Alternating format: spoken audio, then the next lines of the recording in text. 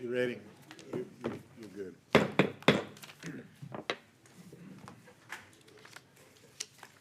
Good evening, ladies and gentlemen. Welcome to the Thursday, June 9th, regularly scheduled meeting of the Asheboro City Council.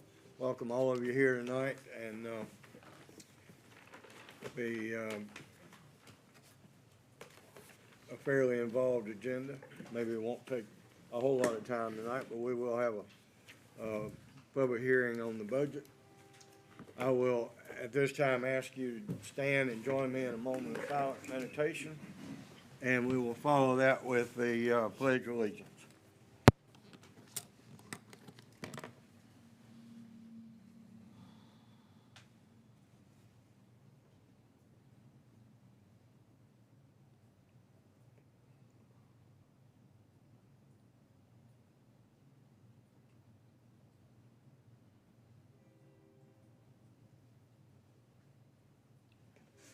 Thank you. Pledge allegiance to the flag of the United States of America and to the republic for which it stands, one nation, under God, indivisible, with liberty and justice for all. Getting the words. I will remind the audience that this meeting is being live streamed on YouTube.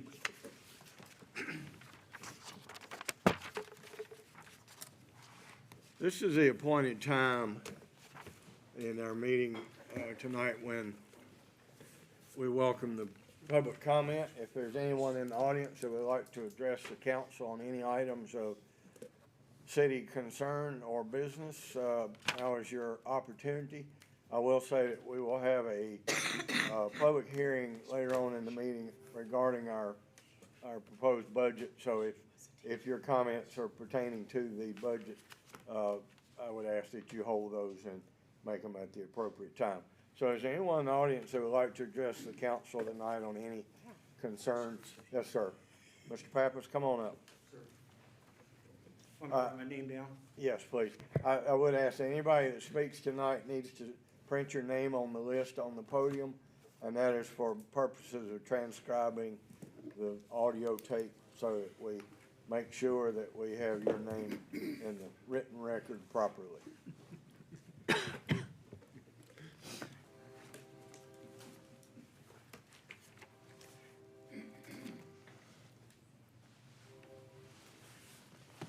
Can I go ahead? Yes, sir. Oh, okay. Sorry. I thought you were still writing.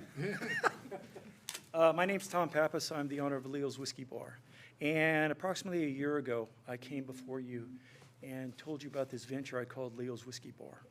And I just want to kind of give you an update, to kind of give you the idea, a sense of the gestation of what a downtown business, at least from my perspective, or a small perspective, looks like. So if you'll just kind of like go along with me on what I'm trying to explain to you, I think it'll be illustrative over the course of the time that I'm speaking. One of the things is when we started this was clearly a project of advocation, not vocation. I think at the last meeting I talked about how to make $1 million in a whiskey bar is to start with $2 million. So one of the things that we talked about is the fact that we wanted to make sure that downtown had an opportunity to have a social place where people could get together and converse about the events of the day. The events of the day primarily being local. We have some people that have felt compelled to talk politics, national, regional, local, that kind of thing.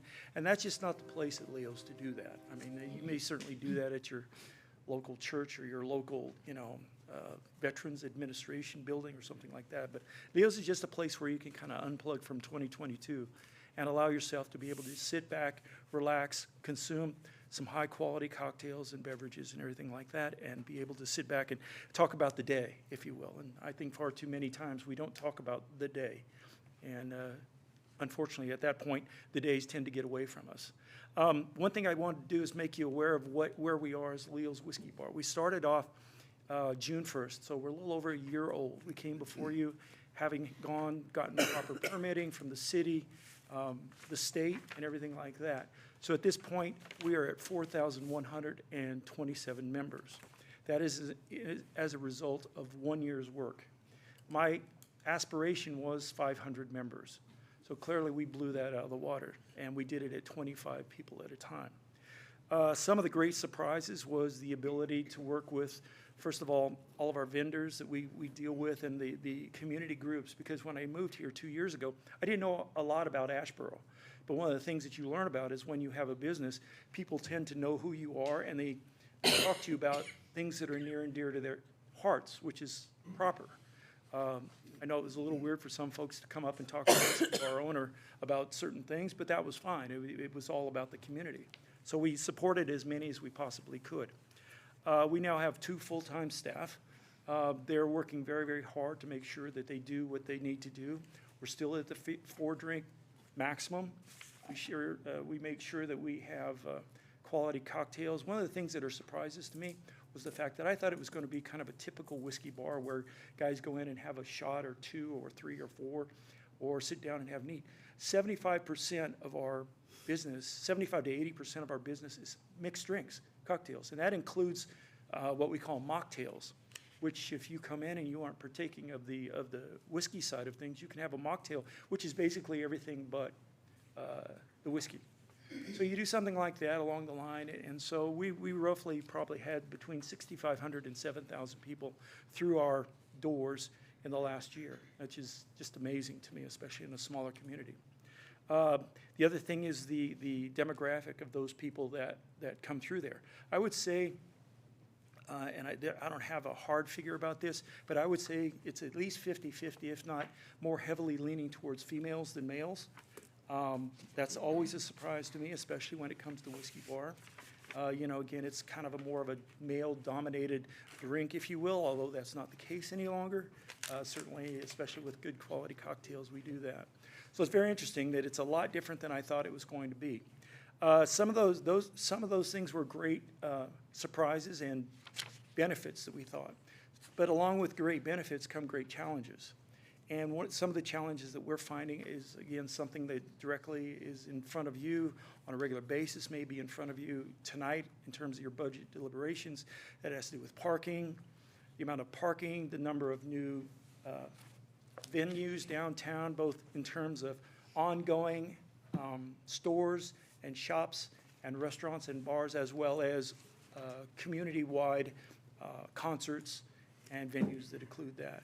So one of the challenges that we have, and I think I've expressed this a couple of times, maybe privately, is the fact that we're here to allow people to come down from other parts of the state, country, wherever, and enjoy downtown Asheboro. One of the challenges that we find is that, and we're as guilty of it as anyone, is that as working down here, being here from 2 to 10 or wherever long we're here, we park where we want the customers to park. And that just doesn't seem right, where if we want people to come down and come to our shops or come to our restaurants and that type of thing, that we should necessarily take up those spots where potential customers are going to do. I can tell you right now that when I came over here tonight on when I wasn't going to work, I came over there, I had to park all the way down North Street. I mean, all the way at the end of North Street. Now, I don't know what's going on besides this meeting, but there must be something going on.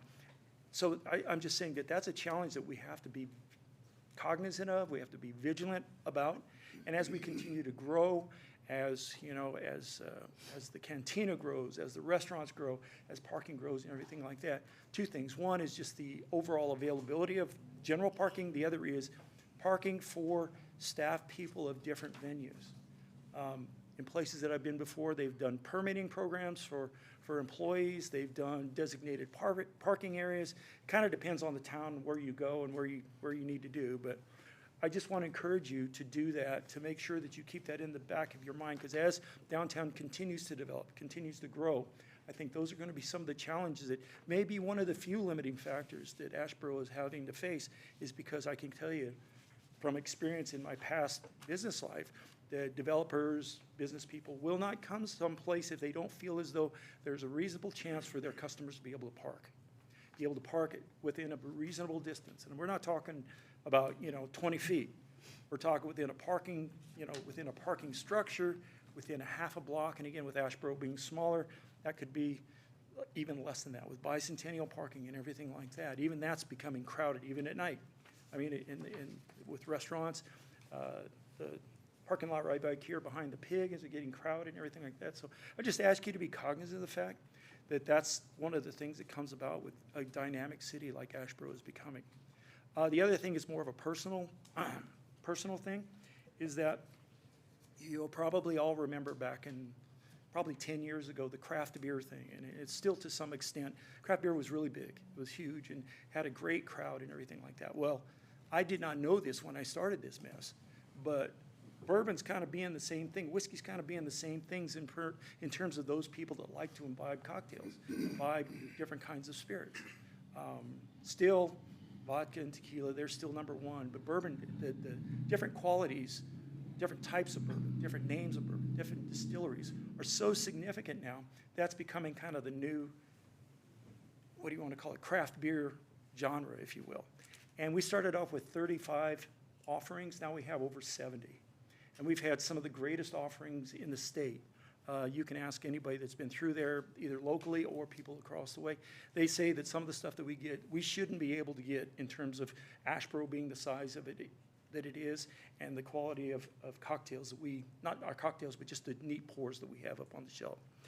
One of the challenges is that because we're such a small market, especially in the ABC scale of things, that it's becoming an increasing challenge for us as end users, consumers, to be able to get the quality of pours, the quality of bottles, the quality that we need to get in order to be able to maintain the edge that we've been able to maintain. People in Raleigh know about us, people in Charlotte know about us, people in South Carolina know about us, people in Virginia know about us. And one of the challenges that we have in facing this is because as individuals, you all can go to any ABC store that you want to, and you can go buy whatever you want to buy. And I mean, I do the same thing. I was down at the beach one time, and I went and bought some stuff that I'd never have been able to find at ABC Asheboro. And I'm totally good with being able to do that as an individual. I just do it. It's just kind of like what you do. I want to drive to Randleman. I want to drive to, Wilmington. I can do that if I choose to. But as a business person, as a business in the city of Asheboro, we don't have that same option. We only have one store to buy from, and that's ABC Asheboro. As a result, if I'm going to Randleman to buy some personal stuff for myself or for a friend or that type of thing, I can buy it. But if I were to say, boy, I really would like that for my bar, I can't do that. And that's not necessarily that's not a diss on the local ABC. I think it's more to do with the system and the fact that, and memos, I've been made aware of a memo, and I know it may not be public, but it will be after I say it, is that the big cities tend to get the allocation. And we have been getting roughly, if we put 100% of our order in, we're getting roughly 80 to 90% of our order. And that includes not only the allocated stuff, because we really never know what's going to come in. That's the big corporate secret that nobody ever knows until we walk in and all of a sudden say, hey, Tom, would you like this? Or hey, Tom, would you like that? Or hey, Tom, would you like that? There's a special order process that we can do. Sir? So you're saying Rodney because he can order anything off state list, That's correct. but it's not showing up. That's the greatest challenge for him as well as us, is because we're sitting there and all of a sudden, I mean, we're getting the reputation of having some really good stuff, and he'll order it, but whether or not it shows up or not is really problematic. And that's more on the state ABC commission than it is. And they're taking care of, and again, a lot of people do what you just did. They kind of go like that. Well, we're a business at the end of the day. It wasn't like going like that, your problem, it was going like that. I feel your pain.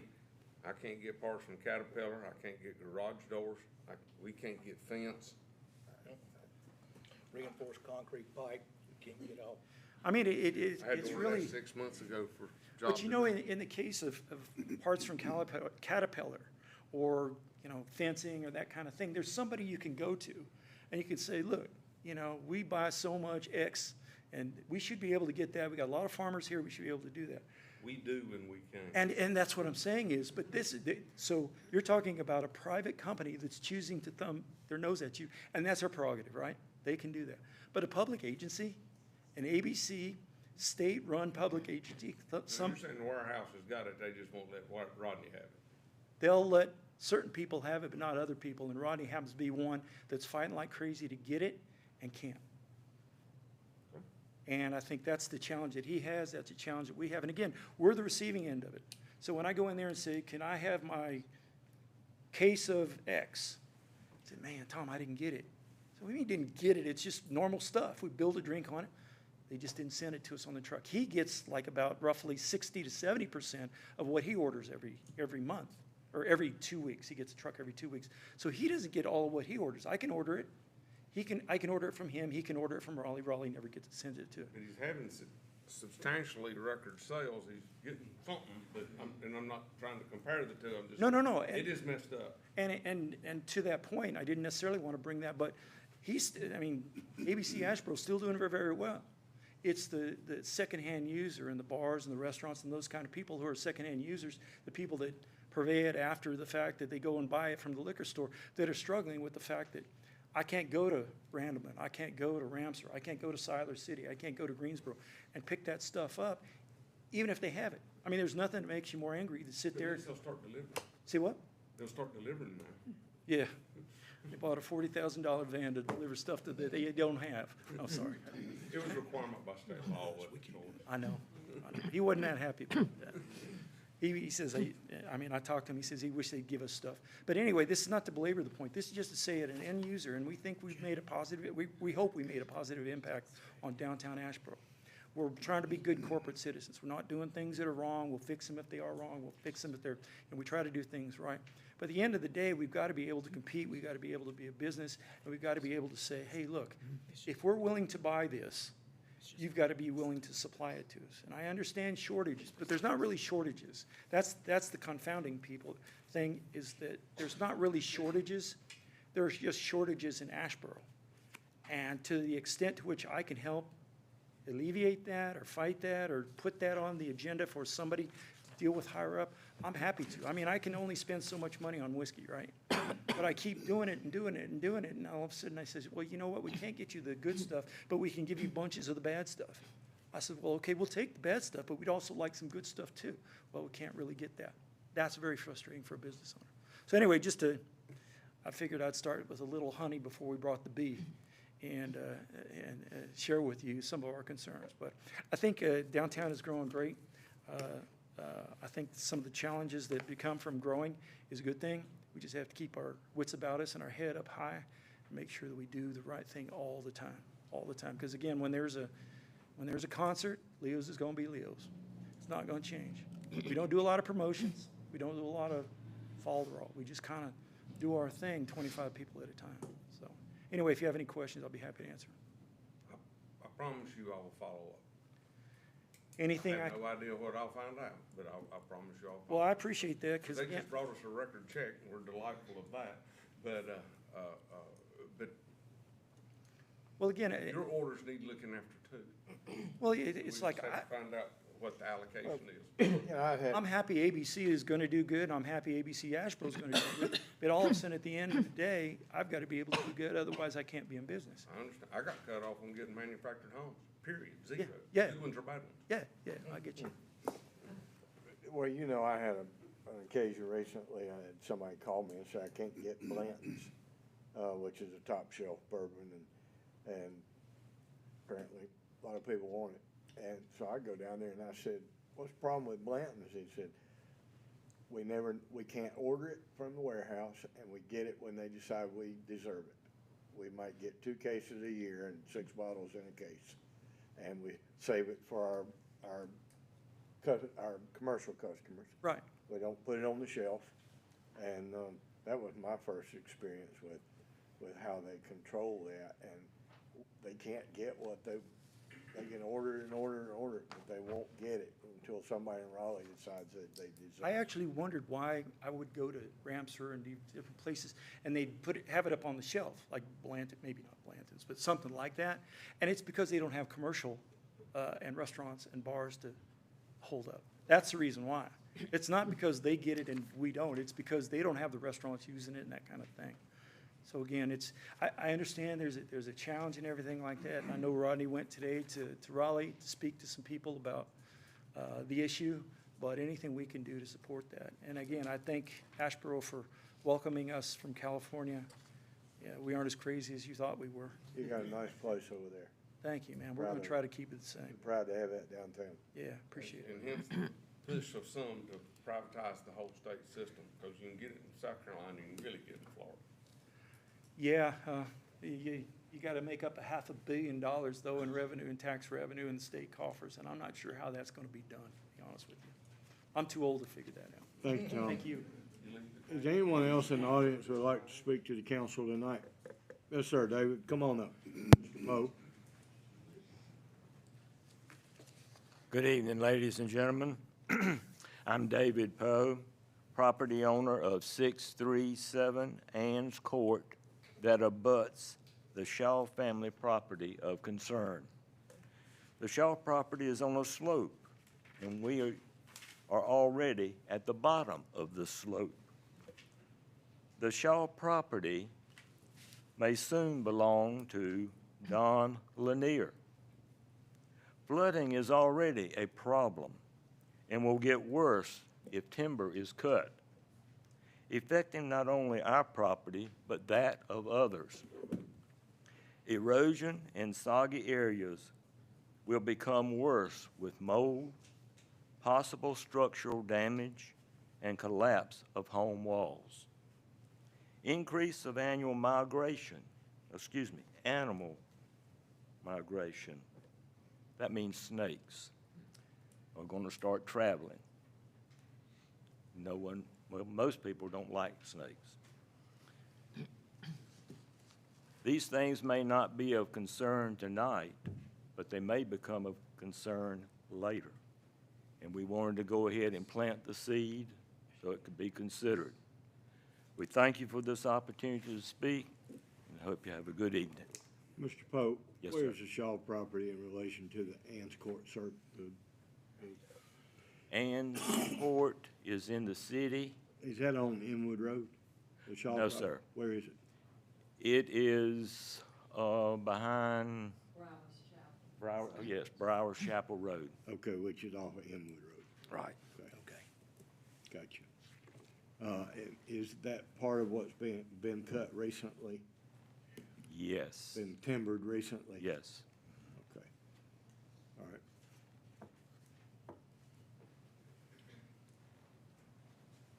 Anyone else? Okay, we'll move on to item 4, calling Linda Brown, President of the Asheboro Randolph Chamber of Commerce, and our Director of Planning and Zoning, Trevor Nuttall. You have a report for us?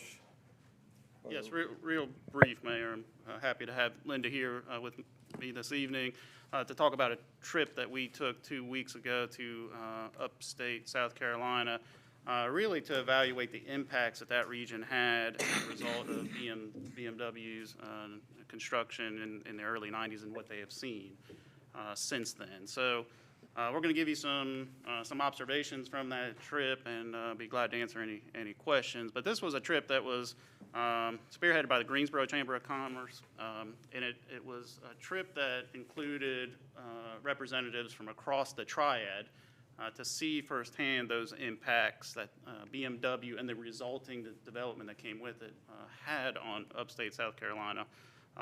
What we hoped to learn was what they did that worked, what they hoped they had done, and what they would have done differently looking back over these last 20 years.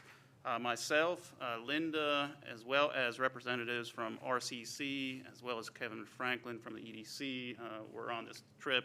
So Randolph County was fairly well represented on this effort. Topics that were discussed, and Linda and I attended different sessions. So fortunately, we have saw and heard some different information, which we'll hope to share with you tonight. But those topics included education, workforce development, industrial development and infrastructure, as well as community impact, housing impacts, and quality of life issues. So if you look at upstate South Carolina, and I'll put it on a map here shortly, but it's very comparable to what we know as the Triad here. It's a region of between 1.5 to 2 million people, numerous institutions of higher education in both now or soon to be will be home to global automotive brands on about 1,200 acres. So that the site that BMW ended up building out onto very similar to the northeastern mega site here. Region is well served by interstate highways and bypasses. Both have sizable industrial sectors, and both regionally are courting clusters of businesses and putting together public-private partnerships to induce that investment. And if you look, I'm going to put up a map. The sales pitch that the Triad in our region has is very similar to the sales pitch in terms of why business should come and locate and invest in those communities. So in green is in a map that their regional EDC shared with us, showing travel times from northwestern South Carolina. We've taken that and put it what those similar travel times would be for us here in the Triad. On this trip, we were fortunate enough to tour BMW Group plant Spartanburg, which is what BMW refers to that facility. We heard a presentation by the mayor of the closest municipality to this, to BMW. What's interesting is BMW refers to it as Plant Spartanburg, but Greer is actually the closest city and obviously claims it as its own. It's actually in neither jurisdictions. But part of that discussion also brought in diverse suppliers of BMW and how the BMW has led to a diversification of regional enterprise in the area. I toured Spartanburg Community College. There was also trips to Greenville Technical College. I had never heard, honestly, of Inland Port Greer, but that was it's an inland port that South Carolina owns and operates. It has direct service from the port to upstate, and we also saw GSP Airport and heard how that airport has evolved since this construction. And then there was finally housing impacts and continuing poverty challenges that they, like us, continue to face. So here's a map of a portion of upstate South Carolina. Right in the middle of that map, you're going to see a pretty good area of building, and that's actually the BMW facility. So you can see how close Greer is to the facility and where Spartanburg and Greenville are in relation, but they have all seen impacts and effects as a result of the BMW investment. We wanted to give you some takeaways that we have from this trip. And I'll say upstate has been growing, the Triad. These are both areas that traditionally have seen growth. Upstate was growing prior to BMW's announcement. But I'm going to put up a chart here. Greer experienced one of the most significant explosions of growth following BMW's construction. What's interesting is in the mayor of Greer's presentation, he said that the housing boom that they had been expecting, kind of like we are expecting potentially to see as a result of Toyota, did not quite happen like they expected to happen. I think they expected it to happen a little quicker and also be more robust. But you'll see it was a pretty explosive growth, even despite what they were thinking they were going to see. From 90 to 2000, and this plant was built, and the announcement was in the early 90s, and it was built in kind of mid-90s. Greer's population grew by 63%. From 2000 to 2020, it grew another 69%. Currently, it's seeing annual growth rate of about 3.5%. Asheboro's has been at about 1% annual growth. Prior to BMW Spartanburg, the population of Greer, the closest municipality, had been relatively flat in terms of growth.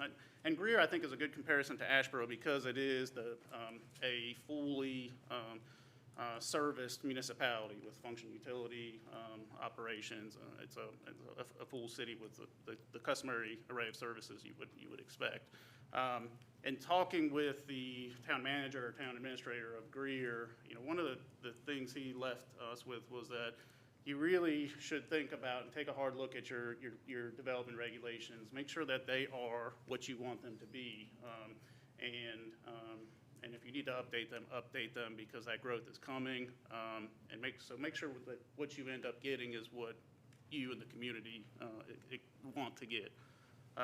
This is a graph of the Greer, because it's currently a town of maybe close to 40,000 residents, but demographics-wise, history-wise, a lot of comparisons to Asheboro. You can see that stability in their population growth until the early 90s.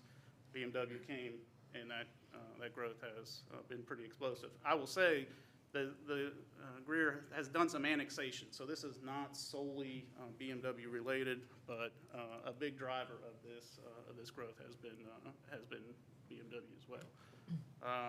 This is a picture of Inland Port Greer. Just a really, you feel like you're at the port when you're standing on this facility. It's a vital economic development asset for that region. BMW, I think, uses about accounts for about half the traffic that comes through this facility, but they have quite a bit of other users as well. They told us that with BMW alone, this port removes upwards of 150,000 tractor-trailer trips a day on the state highways, and instead is delivering that import and export activity via rail. So it's a tremendous asset that region has. The Inland Port Greer story is that the state started buying property, I think about 40 and 50 years ago, and had been assembling this property kind of in anticipation. It's served by NS, our rail carrier here, but didn't actually start construction of this facility until 2012. And it was essentially BMW saying, we're ready for that service now. And within a year, they have essentially a port, a rail port right next door. So those are the takeaways from what I saw. I'm going to turn it over to Linda and let her talk about what her experience was. Thank you. This was really a fantastic trip, and I want to thank the city for allowing Trevor to go. We had a total of 9 people from Randolph County that went, and I was appreciative that the Greensboro Chamber reached out and asked if we might have a group from here. We had a total of 9 that went, and about 65 to 70 altogether that went on the trip. So we were really well represented. But as Trevor mentioned, in Greer they said growth is inevitable, but it doesn't happen overnight. I found some numbers here, and you'll see in the case of Greer, their population in 20 years grew 120%. Median household income rose to $77,000.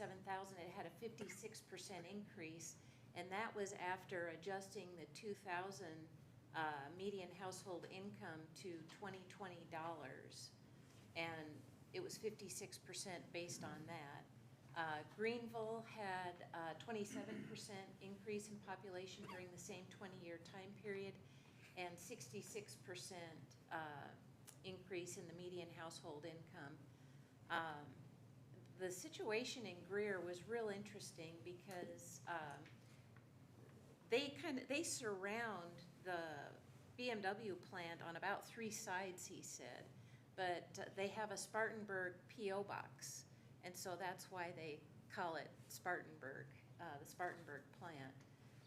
But this type of growth causes its own set of issues, primarily housing, which Trevor touched on. He said the housing problem didn't come right away. Trevor also mentioned getting your zoning, your coding, and everything, updated to what you want your community to look like. They did some really interesting things to help with housing. They started with infill, and I've heard High Point does the same thing, where the city actually participated in blighted homes, tax abated homes, vacant lots, and working with a developer, and then with High Point uses Pinnacle Bank. The city actually either rehabs those homes or they have them torn down and a new one built, and then the partnership with Pinnacle They turn around, sell that property at what the city's cost was, so the city gets reimbursed for what they've put into it. And they work with income-based, so it's affordable housing, getting people into homes. So infill is a real quick way to start, and those homes already have infrastructure to them. They already have water, sewer. They're already covered by police. The schools are already there. Power's already there. Fire's already there. So that's a real efficient way to start, and improving the looks of neighborhoods. They also worked with different developers, providing them residential incentives.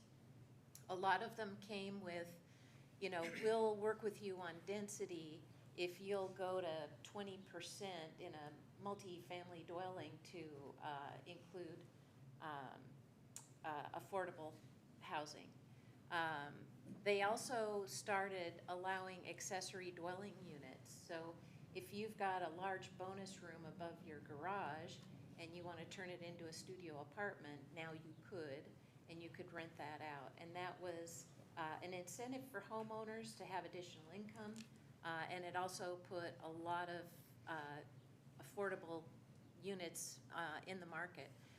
Randolph County last month had 3% vacancy rate for rentals. So we do have a housing situation here, and part of it is from the construction of the 64 bypass when we lost about 300 homes in that. So our inventory is down. So Randolph County really has no real estate deals right now. You can't get a lot for your money like you used to here. As he mentioned, the planning and zoning code modernization, and they had NIMBYs, you know, there'd be a few vacant lots and somebody would say it's a neighborhood, but we want to put in a multifamily dwelling. And the neighbor said, no way, not in our neighborhood. But this picture you see is. That's clearly not unique. Huh? That is not unique. No, I know it's not To unique, anywhere. but they would take something like this instead of what, in their mind, it probably looked like a motel or a standard apartment building. They make it look like it fits in the neighborhood, and it raised the value of the other neighboring properties. It kept that neighborhood feel. They talked about, what was it, pods, and you weren't in that one. So they took different neighborhoods and little residential sections of the community, and they established kind of an aesthetic for each of them. And the folks in Greenville said, you need to really stick to that and be willing to say no. Because a lot of times you'll get people with very deep pockets that say, look, I know you want it to look like that, but I want to build it like this. And they've had to say no, but then they get what they want, and the neighbors really like it. They also talked about quality of life. Getting the community's input is really important, so you hear what it is that they want. Line the planning, zoning, and coding to allow that to happen. Sometimes you have to increase the density rules. You've got to do some other things. And like I said, stick to your guns and don't be afraid to say no. So we've got a meeting next week with everybody who went on the trip to kind of talk about next steps. But on the way back on the bus, we kind of talked, and we thought that first it would be helpful if the city of Asheboro talked about what its priorities are with the coming of Toyota and all the jobs. And to give you an idea, BMW has 11,000 employees, and yet Greer had, 30,000 more people move to the community. How's that? And you look at 69% growth overall in upstate South Carolina. The math just doesn't work. Well, the guy from upstate, the EDC for upstate South Carolina said that 11,000 jobs at BMW and 125,000 jobs from the tier 1, 2, 3, and 4 suppliers of products and services to BMW. So that's where that came from. We think you then need to engage with the county and other communities and state elected officials and talk about the priorities, make sure everybody's kind of aligned and walking in the same direction, establishing partnerships where possible, especially when it comes to infrastructure. But we think everybody needs to really work together on this to make it happen, and so much so that our fall retreat that you usually come on, that's the focus of the retreat this year. It's going to be, how do we get our communities and our businesses ready for this so we can all take the best advantage. Here's a picture of the whole group. So you see there was quite a lot of people, and I circled all the ones from Randolph County. Kevin Franklin was not in the picture. He came a little bit later in the day because they had their board meeting that day.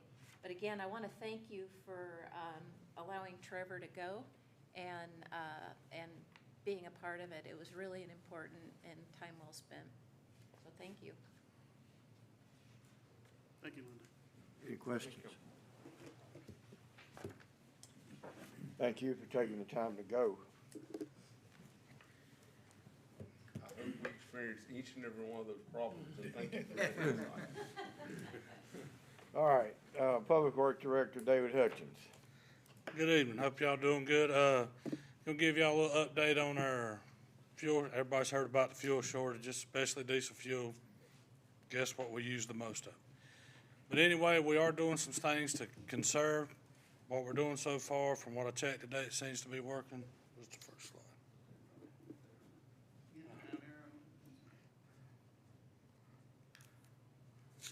What'd you do this time, man? We're good. There you go. We'll go on to the next one. All right, public services garbage trucks, just the garbage trucks. The bandits, the rear loader, front loader, 900 gallons a week is what we're using diesel. Fire department uses about 400 gallons a week on average, but now, I've talked to Chief Summers, other departments that use diesel, we're all kind of watching it, conserving. Highest price we paid so far, and this would have been last week, was $4.94 a gallon. So this is not just so we have fuel, because we're having issues getting the loads we want. Well, I'm sure y'all do too. So, but it's also a price thing, it's cost. And I'm sure Debbie can tell you, cost of fuel has went up a lot here lately. So what were we paying a year ago? I gotta tell you. Three something? Yeah. Low threes? I'm gonna say, low threes, maybe upper twos, probably a year ago. So, it's a big change, and, it's came on as the years went, and, John, Debbie, it's impacted everything. One of the things we're doing for the time being till this fuel crunch gets straightened out, because again, we gotta have fuel we gotta run garbage, Fire department's gotta be able to, run their trucks if there's a fire. We gotta be able to fix water main breaks if they break in the middle of a street, So, we gotta get sewer overflows. There's several things that we have to do that are emergencies and essential. So we gotta make sure we maintain fuel for those things and be careful. So, right now we're running one brush truck a day instead of normally where we run two. And you can tell it. Yeah, and it's piling up, and we've had to talk to people and kind of let them know what's going on. But like today, for instance, this afternoon or this evening, I checked our fuel amounts, and we're in good shape. What we've done so far is conserved quite a bit. So I talked to Barry Hamilton, our public services department head, and I told him to go ahead and run another brush truck tomorrow. Leaf truck, we try to get by running every other day. It don't quite pan out because it's grass pile season. Sometimes that can be as bad as leaves if you let it go. So, but we're running an extra truck for that tomorrow. But other things we've done to save fuel were we had probably maybe 9,000 gallons of each last week after they come and gave us some. Because typically, if that tank, 10,000 gallon tank of diesel fuel is filled with, on average, we can go citywide normal operations about 2 weeks. Well, we got some last Thursday. It set us up about 9,000 gallons, and we were sitting right below 7,000 gallons this evening. So, naturally, we can afford to run a few more trucks and get some of this stuff caught up. Water and sewer maintenance, vac trucks, we got two. One reason we run two trucks all the time is because we're required to do so much cleaning on our sewer system every year. And right now we're getting behind because I'm running one truck instead of two. Now, those trucks, if you heard them run, they're loud, and the reason why they're loud, because they're sucking a lot of fuel. These right here, you know, when they're running and you're cleaning sewer lines and driving them from place to place, you're burning about 2.5, 3 gallons per mile is what it averages. So, you know, right now, we're just cut back to one. Not miles per gallon, gallons per mile. Yeah. Yeah, I got that backwards, didn't I? But anyway, you know, that's why we cut for now. Eventually, you know, I'm gonna have to catch it up, because by the end of the year, the state's gonna come in, and, you know, we don't wanna start that.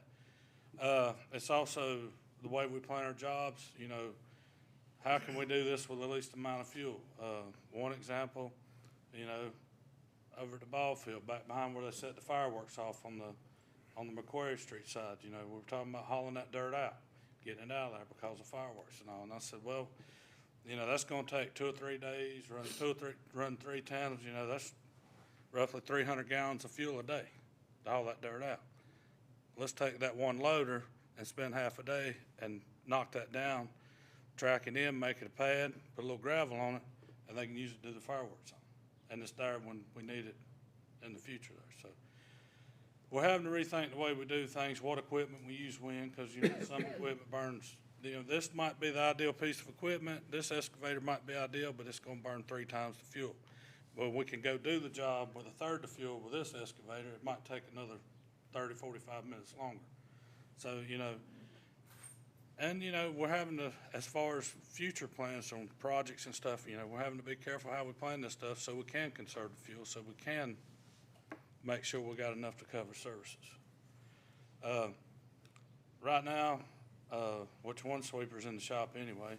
The other sweeper, we parked it for now. We're just using it as needed. You know, we're still coming up and hitting downtown once a week. You know, if we get any complaints or something looks really bad, we'll go hit it. But as far as them running and sweeping every day, because now, you know, pollen season's about done with, so, you know, we've backed off and we've parked it because you got 2 monstrous engines pulling off 1 fuel tank, and they pull hard. You know, those trucks, you know, those fuel tanks have to be refilled every day when you run them every day.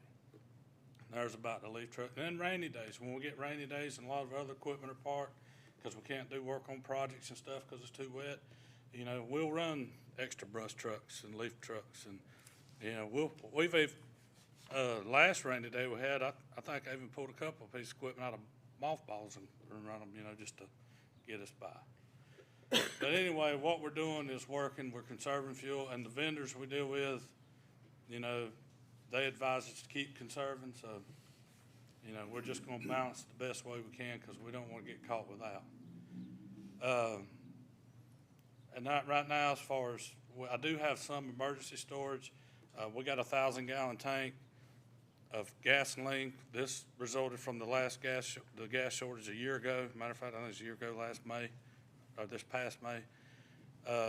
We got a 1,000-gallon tank. We keep fresh gas in, and, you know, mainly as far as emergency service, most of that's gonna be the police department, which during that time and that gas crunch, the police department, Chief Lineberry and his people done an excellent job. I think, what'd I tell you, 900,000 gallons a week y'all conserved with the stuff that y'all implemented.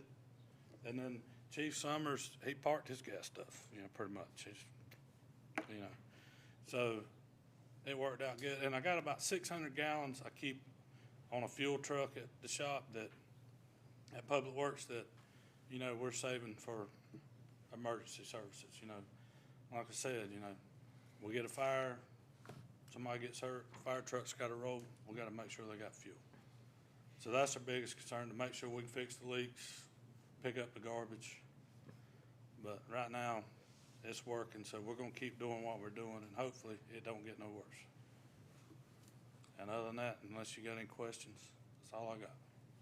I'll add right along, Mayor. Today, the national average for gasoline was $4.97. So they said $5 by this summer, Yeah. and it's, Now, I will tell you this, I did have one, the week before last, we were supposed to get our regular load. That's why we got fuel last week, because we couldn't get what we normally buy at our usual time.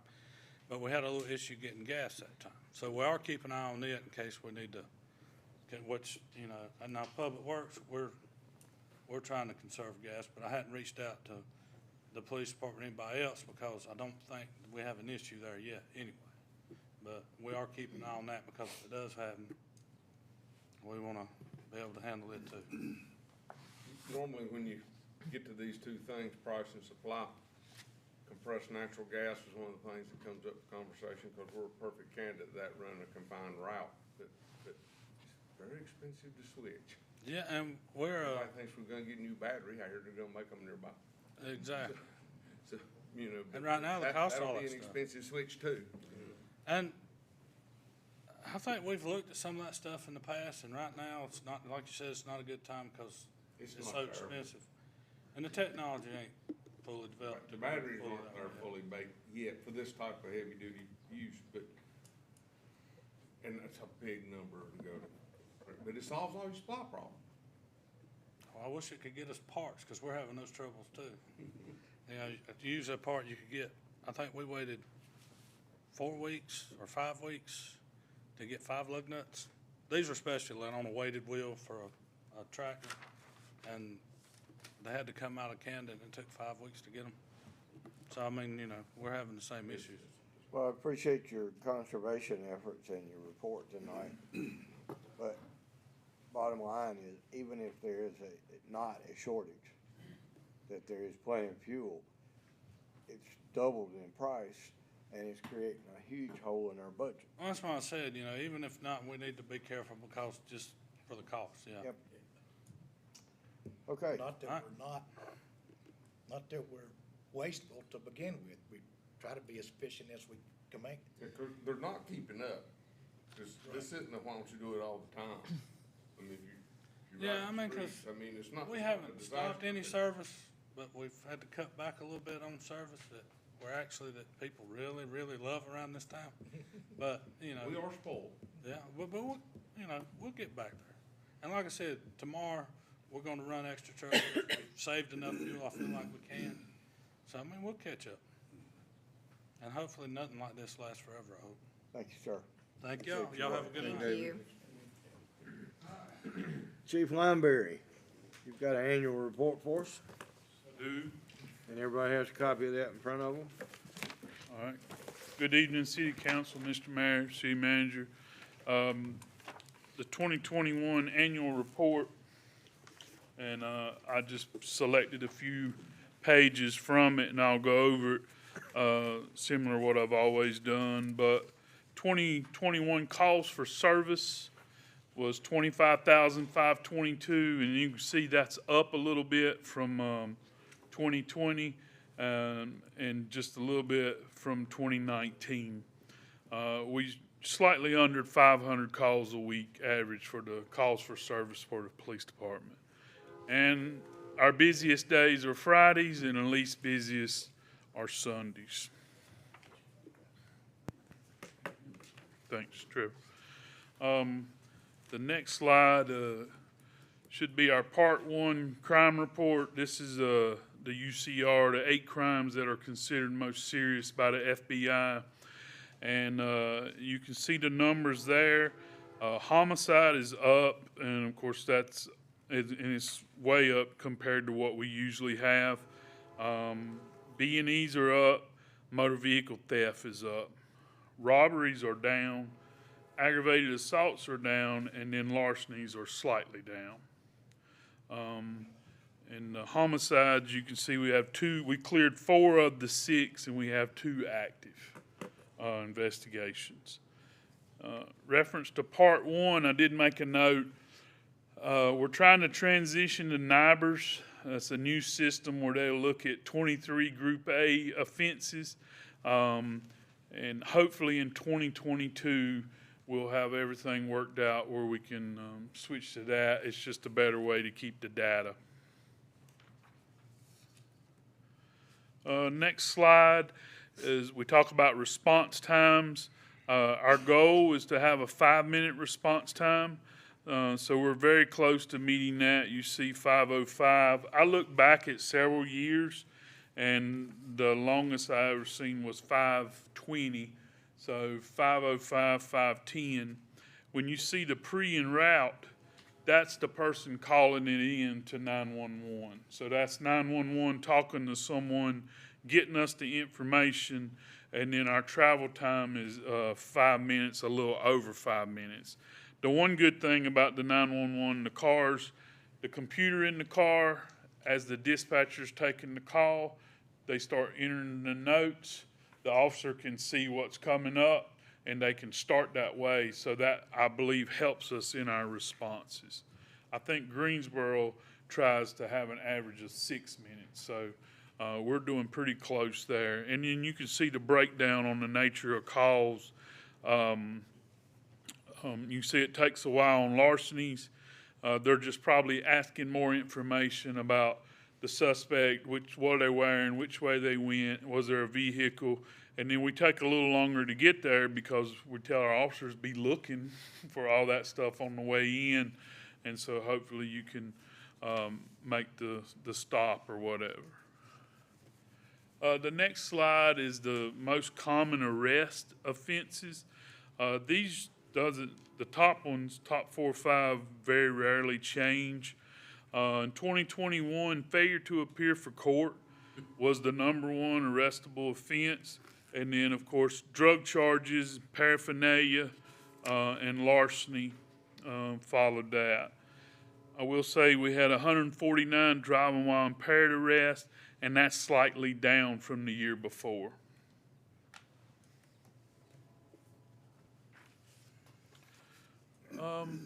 Drugs seized. Of course, we all know that is a big problem, but you can see the 3-year averages: cocaine, marijuana, meth, and heroin. And of course, you'll hear fentanyl all the time.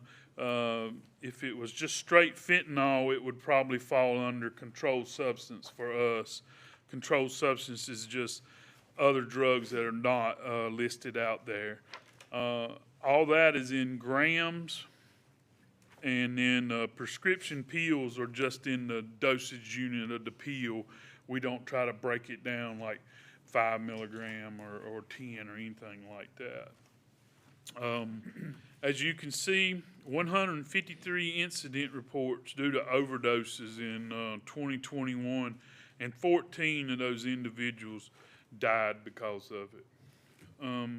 I will tell you, we started carrying Narcan in November of 2021, and there was 3 big reasons for that, and one of them was Susan Hunt at Keaton's place. It's hard to say no to her, and but then I also watched a video of my officers on a scene with 2 people overdosed at a traffic light, and we couldn't do nothing. It was just, we had no Narcan, and that's what they needed. So that was one. And then just listening to my supervisors have to make death notifications. And I said, well, we're going to start carrying it. So far, we've not really had to buy it. We get it through other means. And we used it 14 times in 2021, and we've used it 39 times in 2022. And usually with most of the time positive results if you get to it. And we choose to do the nasal. It's the simplest. We watched a training video on it, and that's what we'll carry in the patrol cars. Traffic accident data. I remember last year we was going to have a big question, and that question has been asked: did the 64 loop reduce wrecks on Dixie Drive? And we took 40 less wrecks in 2020 and 48 less from 2019. Now, I haven't broke that down to make sure it's on the highway or if this was wrecks in parking lots. But as you can see, the top 5 places for wrecks: Dixie Drive, Fetwa Street, Interstate, Salisbury, and Park. And they're slightly up this year, but less than 2019 that was reported. And the last slide on this will be animal control. As you can see, they answered 1,457 animal-related calls for service, and they're definitely a tremendous importance to the citizens and very beneficial to the patrol officers. You talk about somebody that loves the animal control, that's a patrolman, because if it ain't for animal patrol, that patrolman has to go take care of that call. And so we're glad, and we're back to full force on that.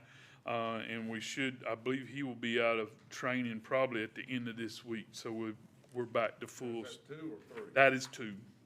That's 2, and then we'll take them back to a 12-hour schedule. And then, so We'll have evening hours. you'll have 7 to 7 generally, and ever who works on call. And then that's every weekend, including Sunday also. That is great news. So, and, One man cannot cover it. no, so the 2 people, and then we work out the call, and then if one of them is on vacation, something comes up, we park one of the trucks, and then it'll fall on the patrol teams that's working. But, that's the slides I prepared. I think everyone has a book. Does anyone have any questions for me reference the annual report? Yes, sir. Social district has just started. How do you assess it so far? Have you had any complaints or anything? No complaints. Naturally, it was new the first, I haven't heard of any complaints. We sent the stuff out to our officers, so it's new. Everybody's getting kind of familiar with it. And then when the rules or somebody has a question, we'll sure bring it up and try to get it clarified. So I have not heard any complaints from the public on the social district. Okay, thank you. Anything else? I don't have a question, but I'll just make a comment about the Citizens Academy. You know, I mentioned to council previously a few months ago, just really highly recommend that you do that. I think the second class is going on now. It just graduated Tuesday night. I went there, so second class did just graduate. And do you anticipate being able to do one of those We in the do. fall? We will. We'll run another one in the fall, and 2 a year is what our plans are. And so far, both of them have been very successful. We get a lot of good feedback from that. And we would have got started earlier, but the little thing called COVID come through. And but so far, we've been able to do 2, and everybody seems to really enjoy that. You get to see a lot of stuff we do that you may not really, sitting back at home, may not realize why are they doing that. So that's when, and then we get to see hear the questions, you know, what the public kind of asks of us. And continue to develop relationships. Oh, That was exactly. certainly something that was in Absolutely. every class. It was incredibly beneficial for me, so I'm just so glad you're continuing to do it. Good to hear. Yes, we have every plan to continue on. Good. Question, other questions? Could I ask something else? Yeah. I had, I think, read that the sheriff was going to start a mental health worker to handle calls, and that the cities would be able to use that too. Are you familiar with that? Is that going anything? I'm not familiar Okay. with, and they said handle calls? Well, yeah, send a mental health worker on mental health calls out when Right. a person has a mental health problem. And I know other towns are doing that a lot now. Right. And I thought I'd read that the local towns would be able to use that too, if they could set that up, but you haven't heard anything I about that? haven't heard that from the sheriff. I have Okay, not. okay. But Maybe, okay, Chief, I how many thought- officers have gone through the CIT? we're roughly about 50% have gone through the CIT, Okay. the crisis intervention, which is fairly good number, and we'll continue to send them through that as the schools come up. There was a couple of sessions that it was actually taught in rookie school, so that was beneficial, and then so we wouldn't have to send them. But I think we're right at 50%, maybe slightly under it, of people that have gone to that crisis intervention. Chief, how many people have we got in training now? We have 5 trainees that are scheduled to get released about the middle of the month. So they'll go to patrol teams. We have another trainee that just cleared, and we sent his stuff to Raleigh today to get him started for his field training. So that would be 6. And then we have one more trainee that's in the school now. And so that's what we have as far as trainees. We have a process open right now for trainee and laterals. And I'm pleased to announce with the proposed budget, as long as it goes through, we're starting to get some action on the laterals, the experienced people. We talked to one today. We're moving forward with him, and we have another one that we got an application on that looks good. So, you know, we need the experience. The trainee program is great. It just takes a while before we get, at least a year almost, before we get the benefits of them being on their own. So we'll continue to try to do both until we can fill these positions to help us. Thank You know, Mayor, do you have questions? you. Good. All right. Thanks, sir. Thank you. Appreciate your work. Thank you. I think I'm gonna stand right here. Yep. Chief Summers, you wanna come on Yep. up? I'm gonna get my support.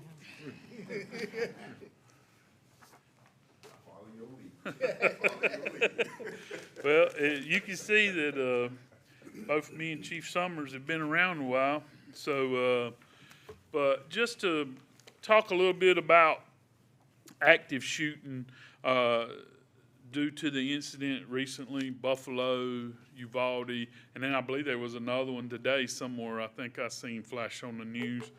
But just to let the council know, after Columbine, you know, in 1999, that pretty much changed the way that police trained as far as these active shooters.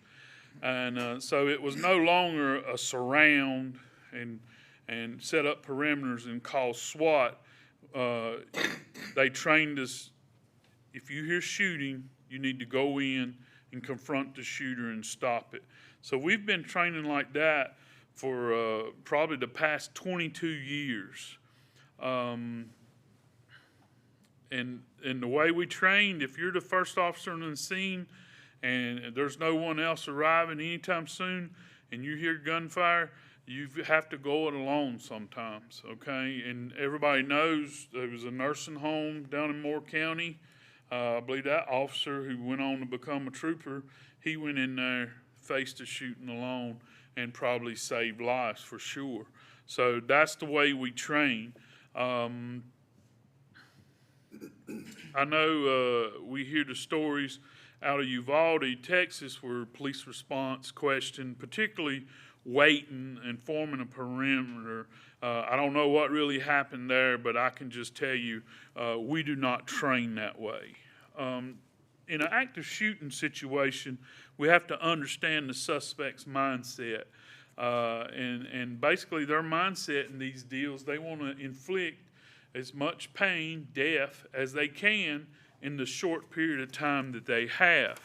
I pulled some stats from the FBI on this, and 98%, and this was a FBI study from 2000 to 2019, 347 incidents, probably not all in the United States, but 98.3% involved one suspect. 1.4% involved more than one suspect, but they stayed together. Weapon used, 91% was a firearm, 6% was a bladed object, and 2% were a vehicle. Firearms used, 57% was pistols, 28% rifle, 13% shotgun. Locations, almost 50% was businesses, 19% was schools, 22% was outdoors, and just under 5% was churches. And then, of course, the rest was a small percentage of other locations. One thing that jumps out, 49% of the incidents end prior to the police arrival. Example, the shooter commits suicide, or you have a citizen intervention or something that takes the shooter out. But 49% are over by the time the police even get there. Suspects' action in 51% of the incidents that end after the police arrive. 10% take their own lives, 4% surrender, 11% are subdued, and 25% are shot by law enforcement. So that just goes to show the mindset that these folks usually have in these active shooting situations. Just to tell you, past training, we train every year for a long time on this, but I can tell you in 2018, we was at Asheboro High School in the summer, and we did McCrary Ball Field in the fall in 2018, preparing for either type of that. Y'all might not want us over at the ball field now. It looks pretty nice, but anyway. 2019, we was at Fayetteville Street Christian School and the church where the elementary kids are. 2020, we did Balfour Elementary. 2021, Guyby Teachey. And in 2022, we have scheduled the Early Childhood Development Center is scheduled. Asheboro Fire has always went with us on all these trainings. Other agencies such as North Carolina Wildlife, Probation and Parole, and EMS have also always went through these trainings with us. When this was first rolled out after Columbine, it pretty much was a statewide thing for 2 or 3 years. That way, if I rolled up and 2 troopers come, we all knew what our job was going to be going into that school.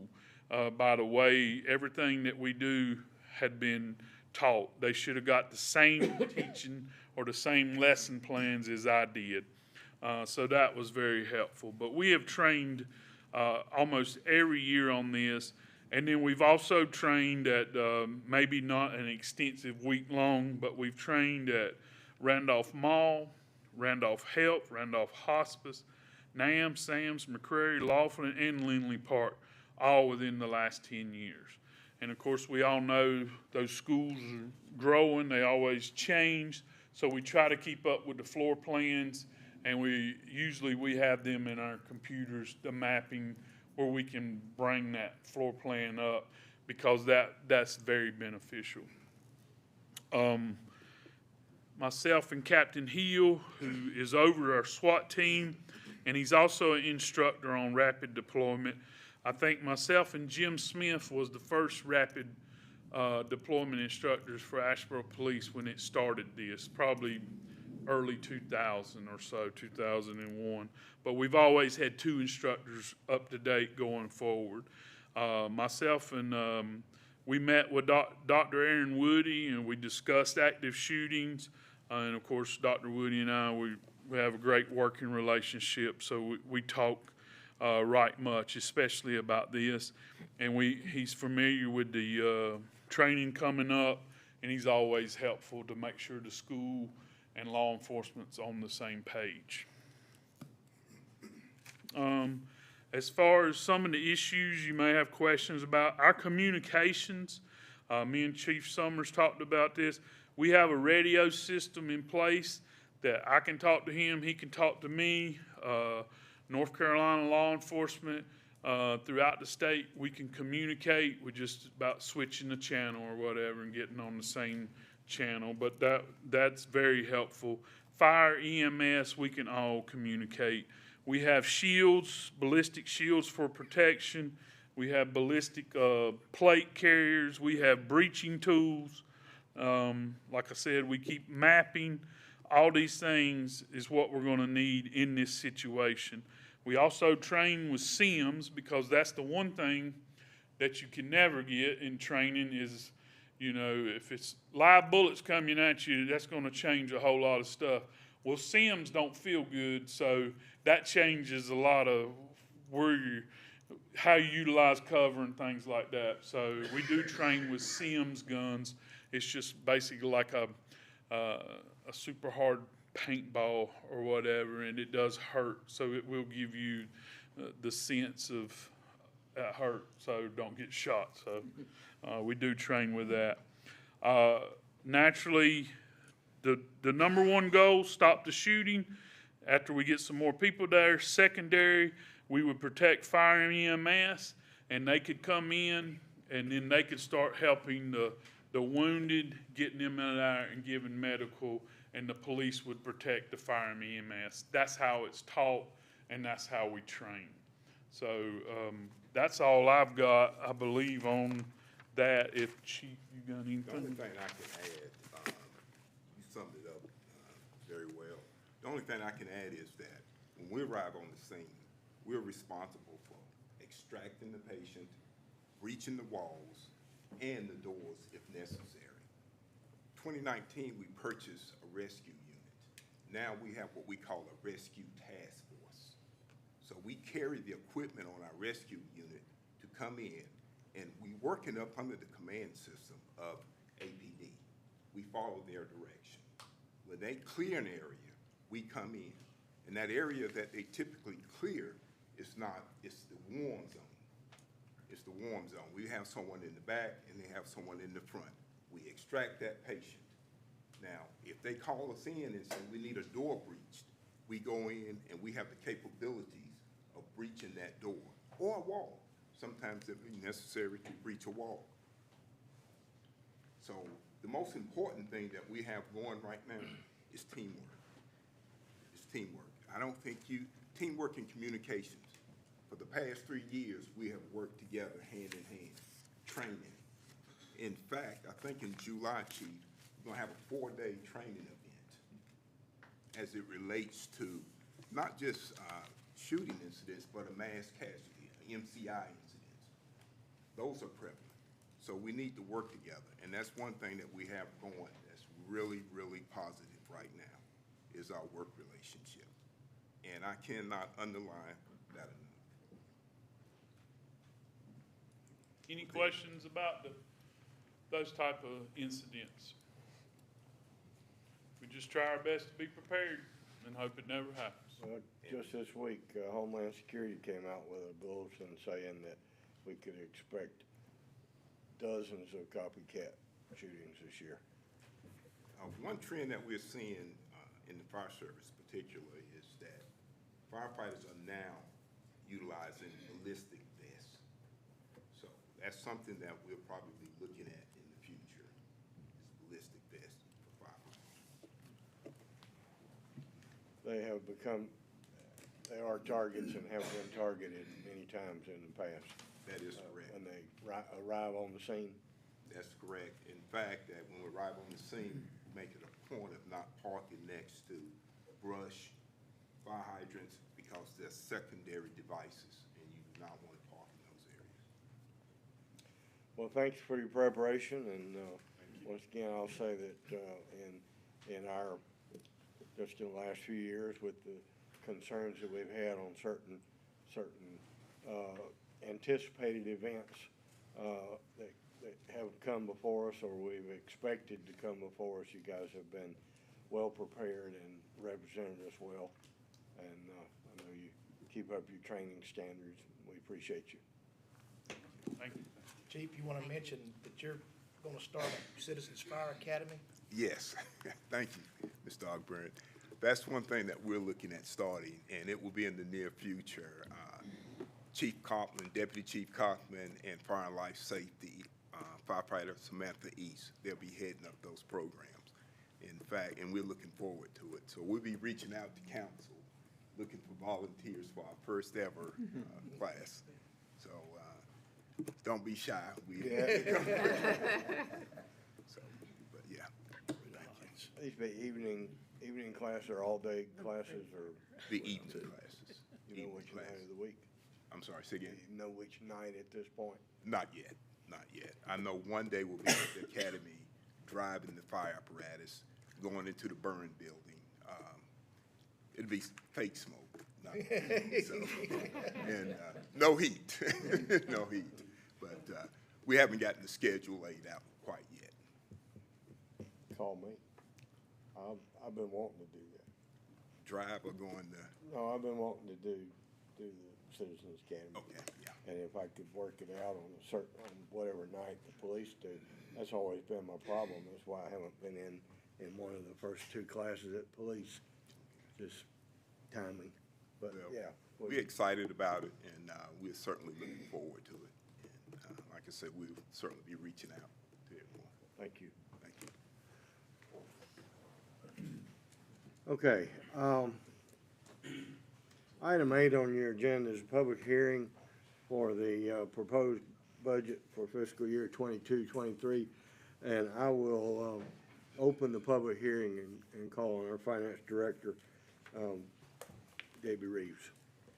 Good evening, Mayor, City Council. Tonight is the public hearing, as the mayor said, for the 2022-23 budget. You guys did see this budget in a workshop environment, but tonight is the public hearing for the citizens. The 2022-2023 budget is between the general fund and the water fund is $61,207,222. Of that, $42,263,842 is the general fund, and $18,943,380 is the water and sewer fund. Before we go into the details of the actual budget allocations, I just want to share some of the economic factors that are impacting both the general fund and the water and sewer fund. We have a historically low unemployment environment, which makes it very challenging in order to fill positions. We also have changes in the workforce. There are fewer people who are in the workforce with the baby boomers leaving and not having people to take their places. We have a high demand for skilled and experienced workers among a variety of industries, which we're competing with, and it is very difficult for us to find workers with a CDL license. Fuel, this statistic was as of May with regard to our prices. December, our unleaded was $2.11 per gallon in relation to May of $4.86 per gallon, which is a considerable increase, and it has continued to increase as David Hutchins presented earlier this evening. We've got the same impact on diesel, $2.47 per gallon in December of 2021, and then 5 months later, we're looking at $4.03 per gallon. And those prices, again, are going up and are presenting challenges. But as David had shared, we are trying to react, conserve as best as we can, and continue to provide the services at the level that we want to provide to citizens. Not quite as fast. I find that I have brush sitting in front of my house for about 2 weeks, and when it used to be picked up in 2 days. So, but that is a responsible action on the city's behalf of trying to be good stewards of the resources that are in our charge. And I think citizens that I hear from in the billing environment of people calling us are being receptive, that we are being sensitive to these issues and appreciative of how the Public Works Division has worked on that. Competitive salary base has shifted.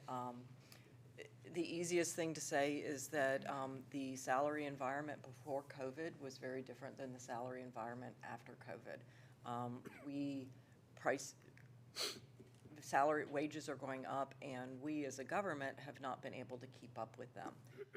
We are not the only government that's challenged with this. All local governments are facing the same thing. It's across my listserv, across the city manager's listserv, that we're all facing challenges, and we're all looking at making increases in salaries in order to fill our positions. Water plant, wastewater treatment plant, and system maintenance, those are very highly certified positions. They have to have a lot of training in order to take care of our water supply and our sewer system, and we're unable to attract and retain qualified individuals. We hire people who are inexperienced, and they are not able to pass the certifications. They are difficult tests that they have to, a lot of science, a lot of tests, a lot of study, and it's challenging. If you're not geared that way, hiring someone off who doesn't have any experience, it has to go through the process to realize that they're not able to meet those requirements. We've actually, which is not on the slide, but we've actually had to contract out in order to fill positions. Our wastewater treatment plant is actually running shifts now versus just overseeing the operation because he doesn't have people who can fill his position. It's a very challenging environment. And as noted, there's a lot of turnover.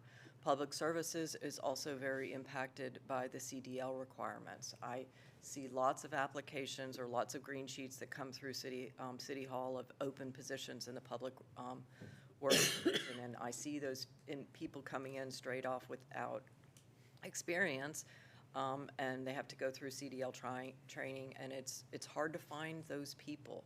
So it is a challenging environment for those areas. And of course, in police has been really hard hit. We're unable to attract experienced officers, as Chief Lineberry said, that the possibility or what we're proposing in the budget is helping him. But when we prepared the budget, we were still facing all these challenges because we hadn't presented all of what we were proposing. What we're proposing is to,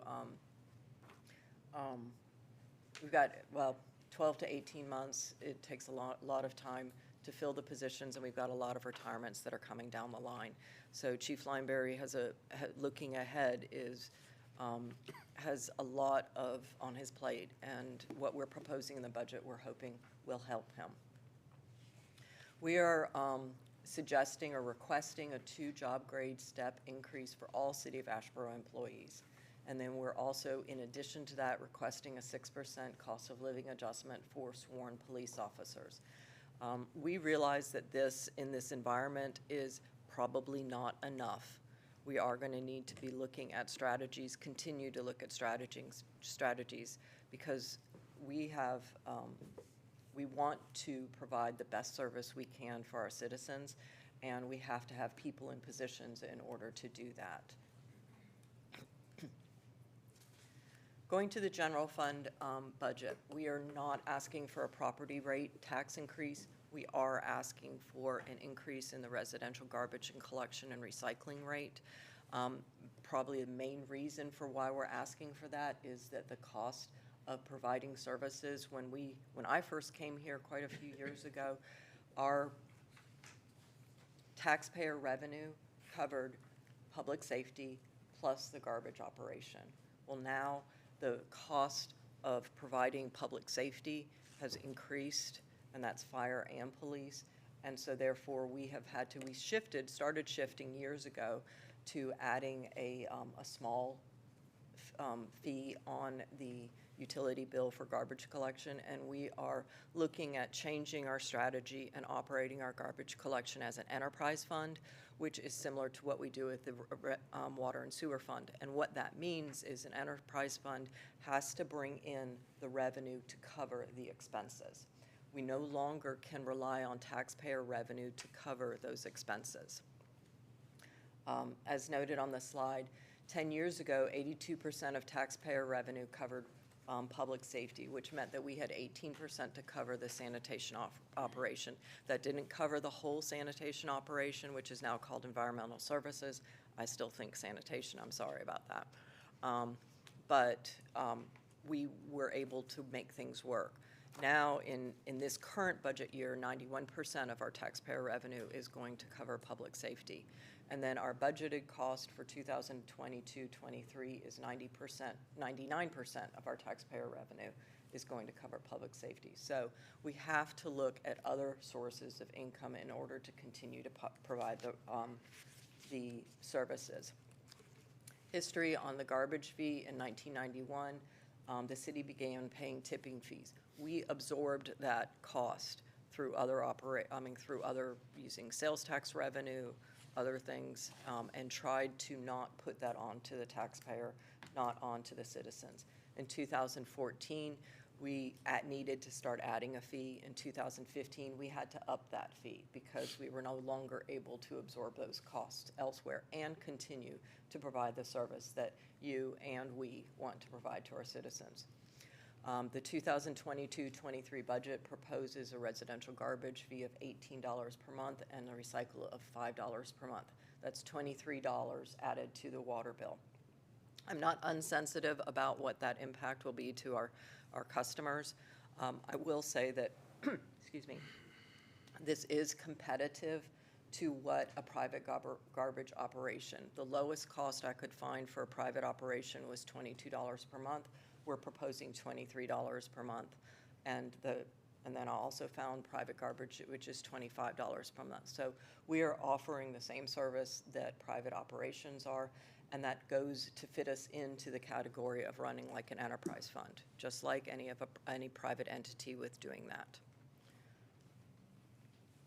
Going on to our taxpayer revenue, we are estimating $17,668,448 coming from taxpayer revenue.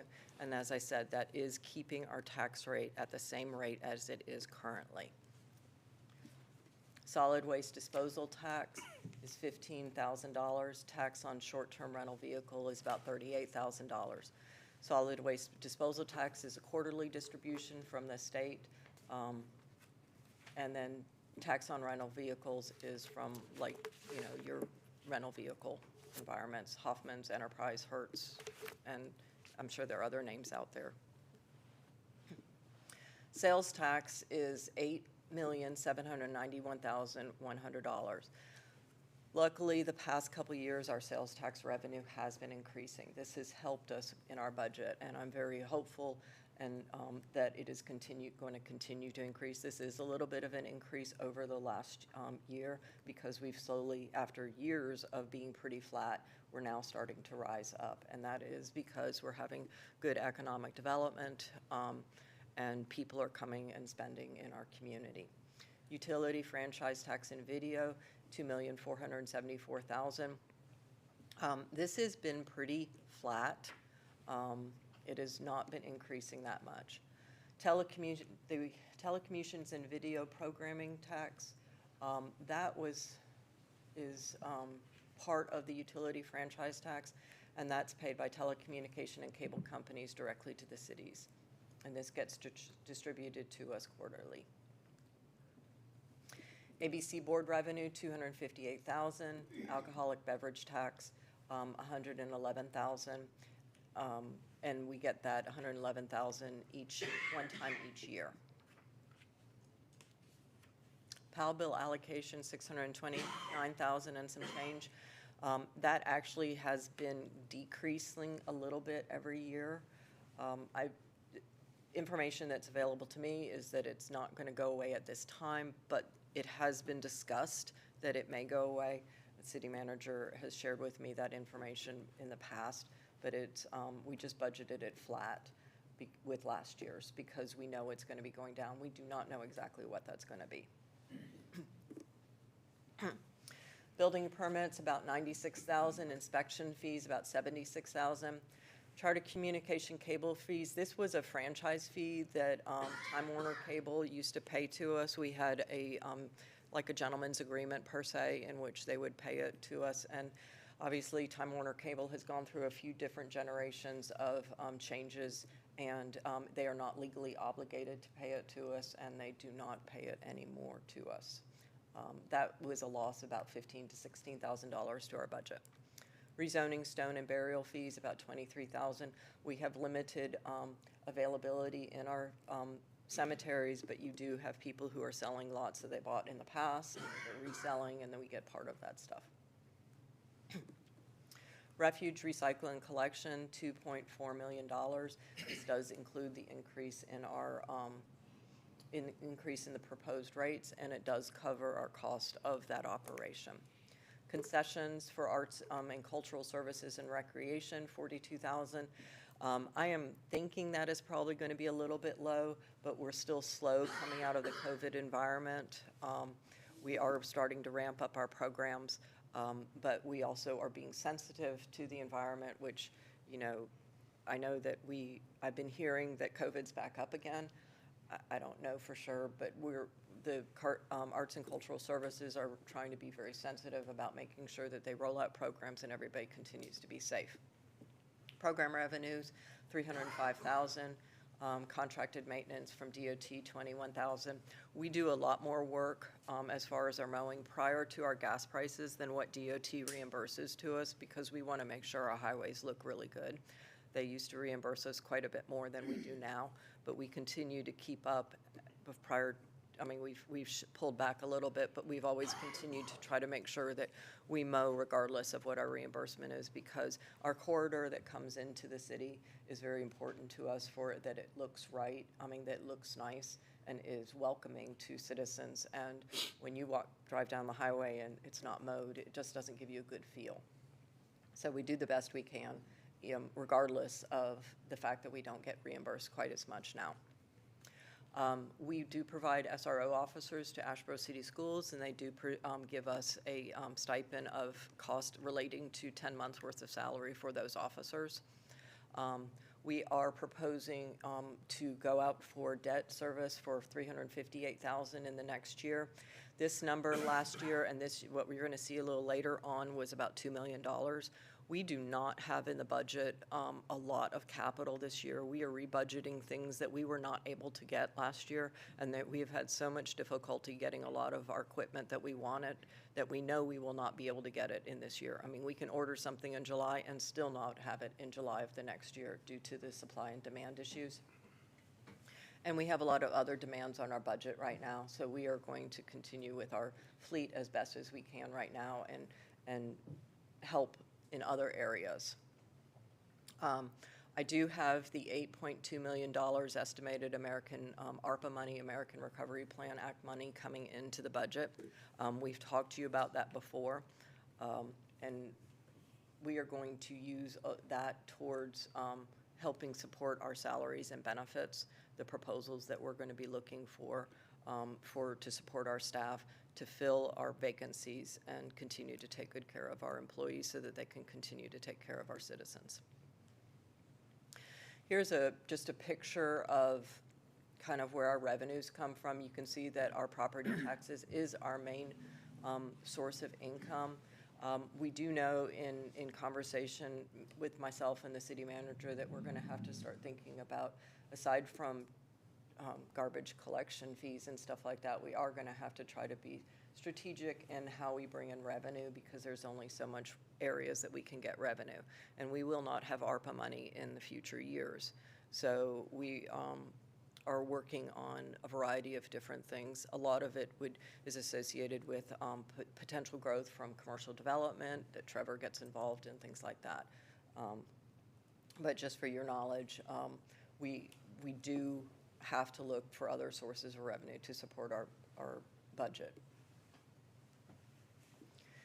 Breaking down our expenses, we typically present this in the format of different categories as our audit does. You've got general government, which is the behind-the-scenes departments. We kind of take care of, we don't have direct contact with the citizens in most cases, but we support all the departments that do have that. The general government areas of the city is the mayor and governing body, the city manager's office, the finance office, the legal and city clerk, IT, municipal building operation, planning and community development. It also includes our fleet maintenance department, who services all of our equipment throughout the city, and our human resources department. You can see the allocations, the individual allocations by department up there. Overall, in this division, we have budgeted $5,618,394,000. Public safety is our biggest category, which is certainly understandable and well-known.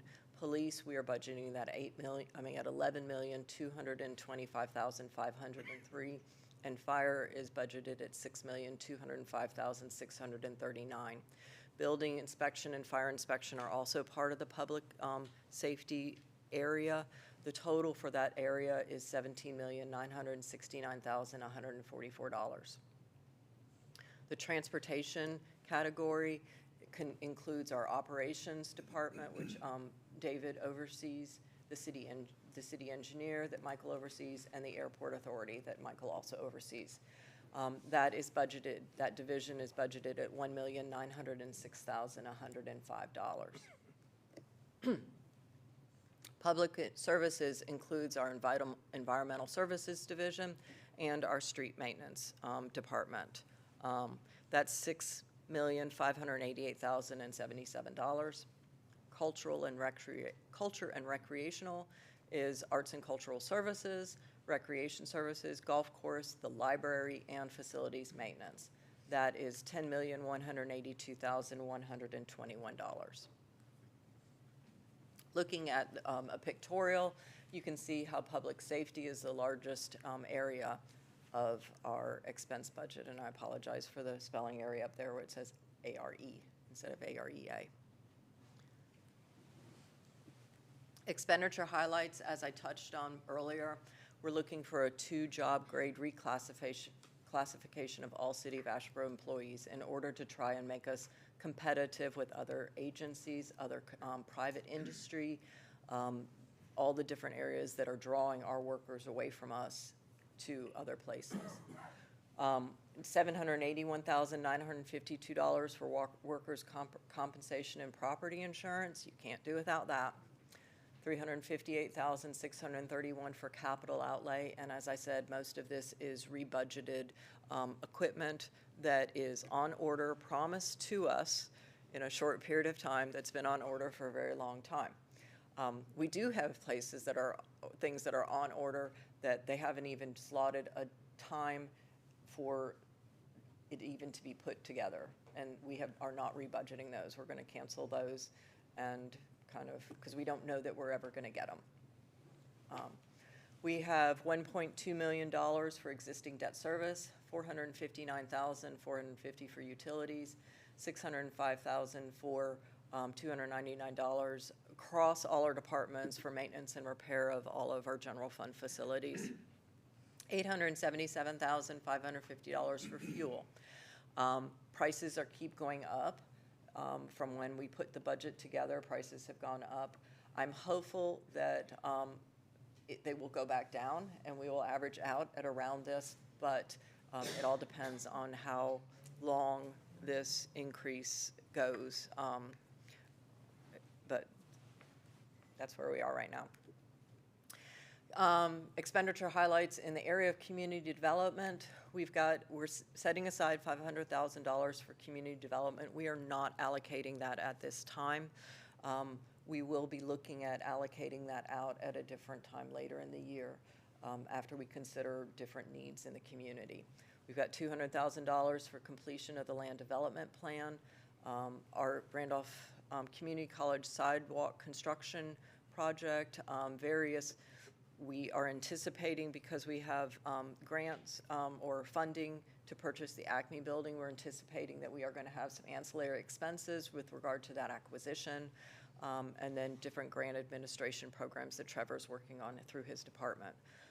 We've got $15,000 for the ongoing annual support that we provide to the family crisis, and $122,000 for community development, including Habitat for Humanity. Habitat for Humanity, we have a partnership program with them in which they will take some properties that are blighted and work on them, and we will give them some cost to assist them in that environment, because this is, again, Habitat for Humanity, like Family Crisis and any other agency, has also been hit hard with reductions in income, and we want to continue to rehab and redevelop our community as best as we can, and they are a very good partner in that event, in that activity. Some bigger expenses, we've got $60,000 for a city hall generator. So hopefully when we have council meetings, we won't have to be moving a generator from one location to another to make sure that we're able to continue to have our council meeting versus lose power as we have in the past. 6% COLA aimed at the retention and traction of new hires in sworn law enforcement.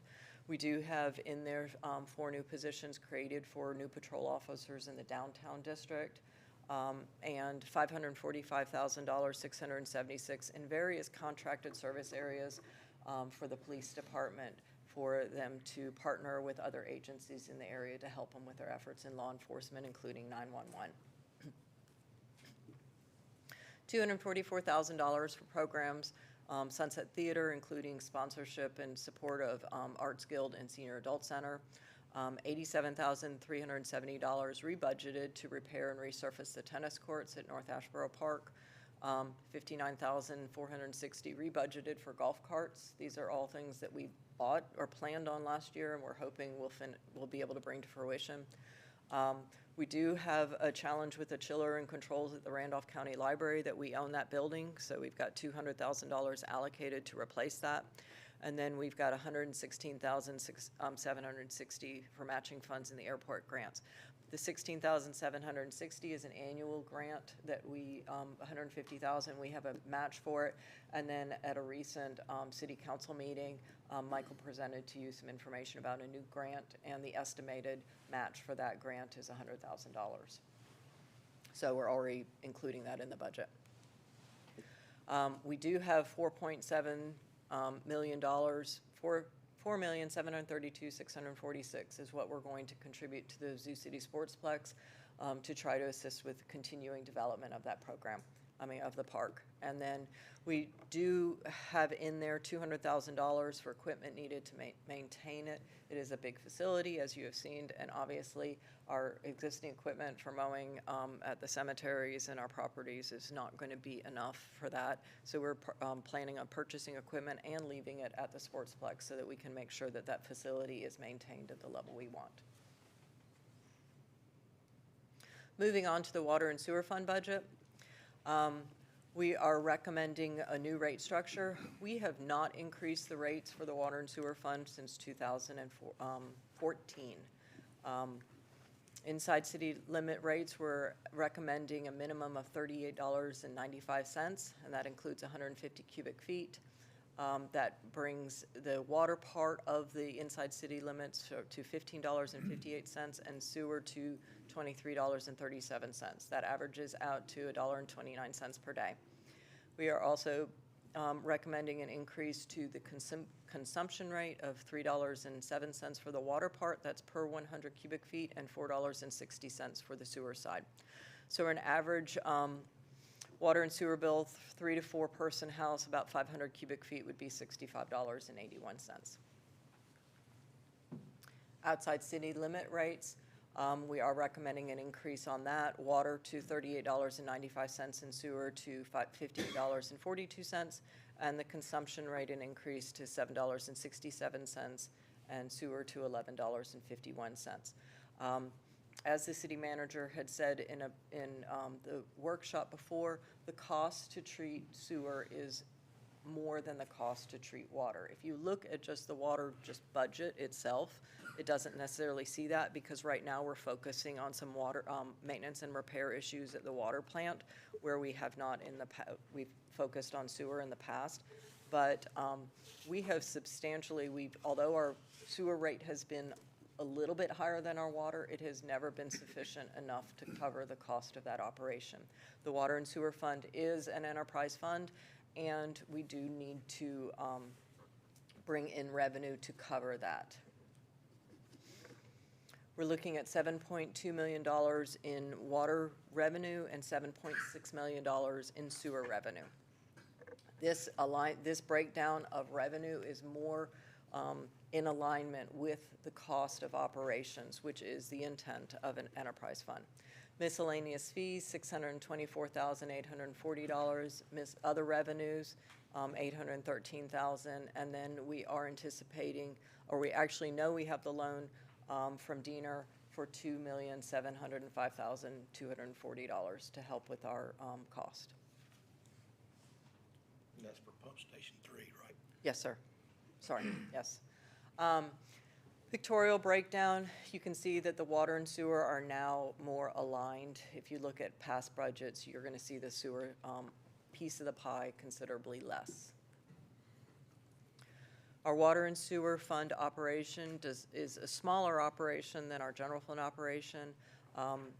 The total allocation for all the different divisions is $18,943,380. That includes the billing and collection department. In the billing and collection department, that does include some money to move the billing and collection department out of City Hall so that we can move them into an environment so that we can open up operation to payment collection to our citizens. That is something that we were not able to do. I did not feel comfortable doing, considering that we have lost our parking lot next to us and there was no place for our citizens to park and come into the office safely. We have been open, the billing office has been open to the public for service applications for quite some time now, and that's going very well. We've gotten some initial plans that we're working on with the mall in order to design a new operating space. I really don't have a timeline on how that's going to work, but it is in the works.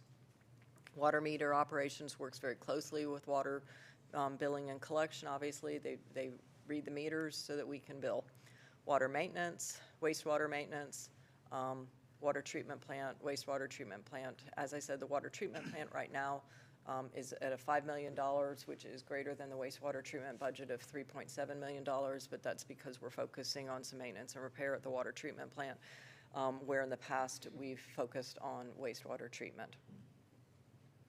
When you look at our departments and what category they service, just to try to help you see a pictorial of how the sewer operation does cost a little more than the water and sewer, you can see that a lot of our departments are more wastewater than they are water.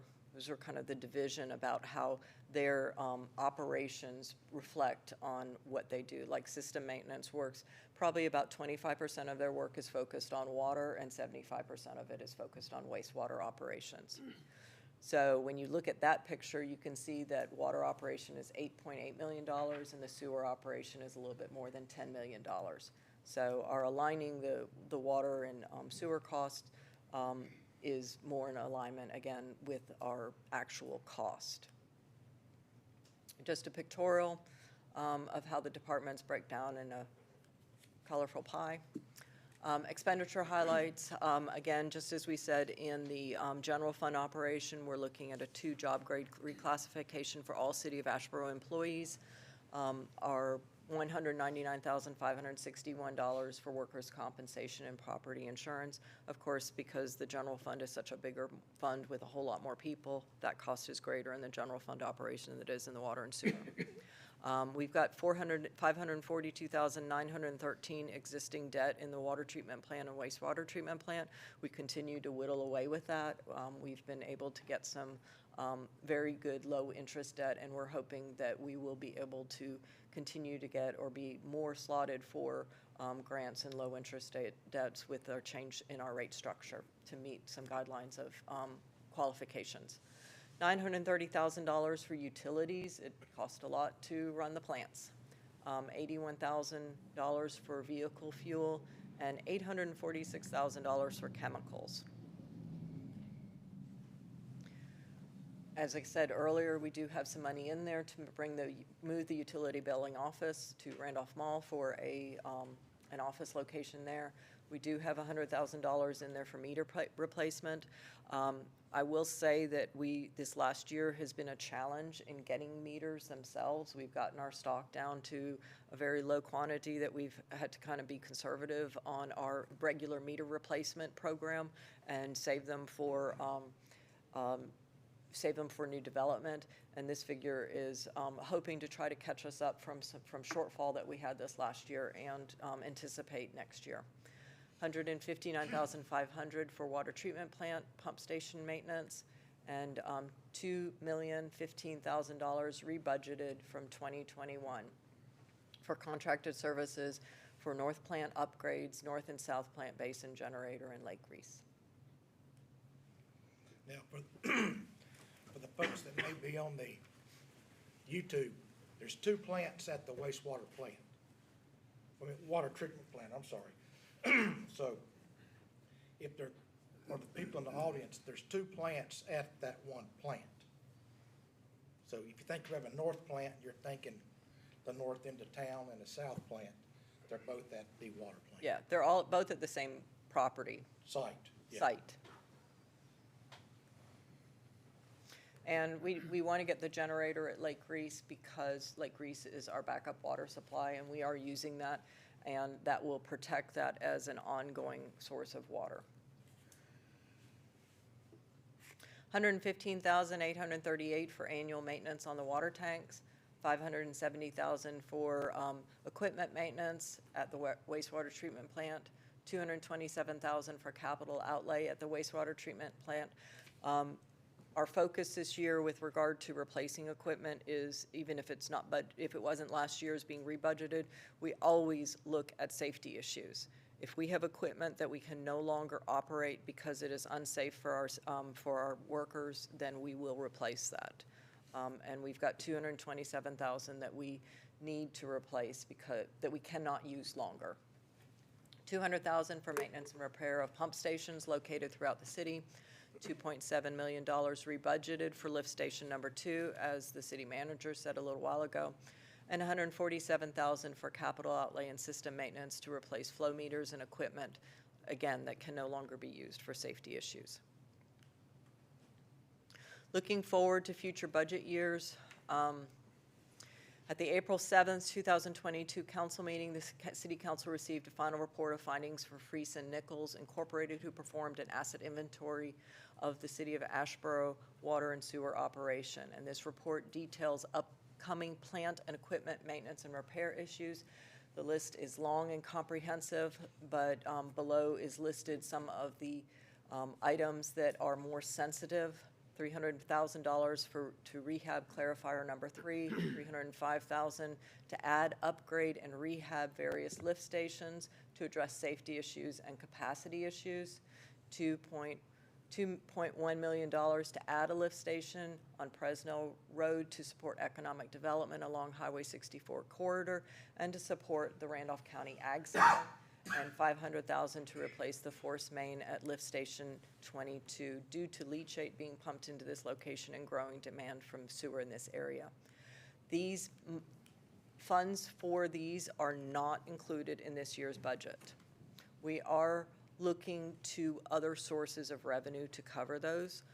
In the past, we haven't qualified for low interest loans or grants because of our low water and sewer rate structure, which I alluded to a little earlier in the presentation. We are hoping that after implementing these rate changes that we will become eligible for some of this funding. And if we are able to get those funding, then we will do a budget amendment later on when we see that we have funding in order to incorporate those expenses into our budget. And then the city manager has also shared with me that there's some federal infrastructure investments and Job Act funding that has been recently approved by Congress and signed into law that we're going to be asking for some funds from those areas to also support some of our operations. And again, once we get that funding, go through the application process, if we can get approved, then we will start whittling away at the items on our list of needs to do. Today is the public hearing, June 9th. The budget adoption is scheduled for June 28th at 7 o'clock p.m. There is a copy of the budget available at the city clerk's office, and there is a copy of the budget on the website. And then with regard to, I did put in front of you guys this before your council meeting, some updated pages for the budget book. The reason for those updated pages is because typically after I do this budget presentation, I normally do the economic development, requesting for allocation for economic development. At the time we prepared the slides and the budget earlier, I had anticipated doing that, but we are not doing that right now so we needed to take that in detail out of the budget because it is no longer part of the budget. And I didn't want to create an inconsistency between our operating budget and that. We will address the economic development issues at a later time when the city manager feels the time is proper. But that is the reason for the detail changes. The content, aside from that, has not changed. Are there any questions? Well, Debbie, I wasn't there for the workshop, I'm sorry, but. Well, hopefully I did a reasonably good job. The city manager does a much better job than me. He has a lot of good stories and a lot of background, and is a much better speaker than I am. So you missed a good show. I know I did. I got caught up to speed. So. Very good. I did want to highlight one thing with respect to the pay grade upgrades across the board. That's for all city employees. I just wanted to Yes, sir. make sure about that there's some separation out between some public safety issues, but the two pay grade upgrades Yes, are for it is. all city employees. we are facing challenges of getting employees in all areas. I highlighted some of the bigger areas, but across the board, Doug Kemp has done a lot of research on trying to figure out why we're having trouble filling our positions and what the competitive base is around us. And our employees work very hard, and his analysis says that we are definitely falling behind, just like other governments are. And so, yes, that includes across the board, all employees. And then in addition to that, because of the additional issues that we're struggling with in the specific area of police, then there is an additional increase requested there. So that puts the starting salary for police officer one is about 42,800. Firefighter one is 40,300, and our base wage, the lowest pay in our pay classification plan is just a shy of $15 an hour. I hope this is successful. Our efforts in the private sector have said that the caliber of candidate is not commensurate with the increased pay offer. And I hear that as well. There's a labor shortage here regardless of price. You gotta pay them more and they're less qualified. Well, and Yeah, and I don't, Less willing. Well, we have many similar scenarios of qualification. It just means we have no candidate. yeah, and if you look at those factors that was on the first slide, the changes in the workforce, I mentioned this, but 2/3 of the people in here are baby boomers or older. Yeah. For instance, if they can't pass a particular background test, it pays them material I can't take them on school grounds or an airport. Right. So what do I do with those people? What do you do when you're in that business? Without? Right. It's a challenge. it is a challenge. It is a And And I've told some of the council people that when the North Carolina unemployment rate's 3.5%, Randolph County's 3.3, Asheboro's 3.7, the national's 3.5, that's an unmeasurable number. You will find, That's so low, that's zero. for all you'll find no practical purposes. economist that doesn't say that's 2% below. But the national average, yeah. An Full employment, employment shortage. yeah, 2% below full employment. You take children and retirees and frictional unemployment, and that's 5%. Right there, that's 5%, yeah. How many law officers are we down now? pardon me? How many law officers are we down? Chief, We're down 6 and then proposed 5 new ones, so that would put us at 11. Okay. that doesn't Most count- of your BLET classes are not full anymore, right? No, I have seen an uptick, but those people are already, High Point's got them.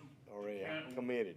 Almost every one student in there has a job going in. And of course, we pay them to go, and of course, High Point does, and now the other places are getting on board. I mean, I just lost 2 people in the last week and a half for not going to another agency, just getting out of the, and I can't foresee that, so. And you have some scheduled retirements that We I'm aware do. of, that I know about. And That's right, and there is another one this fall, with a SRO for sure, and I think there's 2 scheduled in the spring, so. And over the next 12 to 18 months, we've got 13 to 15 retirements expected just in the police department itself. And when you lose your higher up people for retirement, you've got a whole lot of knowledge that leaves with them. And that is another factor that we talked about with the city manager, the experience level has really gone down. And of course, that just solving crimes, the experience, you just can't speak for that.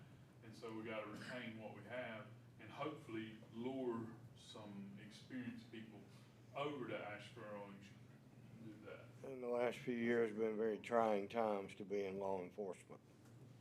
That's true, and it's gone a long ways towards that, and then there's just not picking the law enforcement or the number of people picking the law enforcement profession is mighty slim.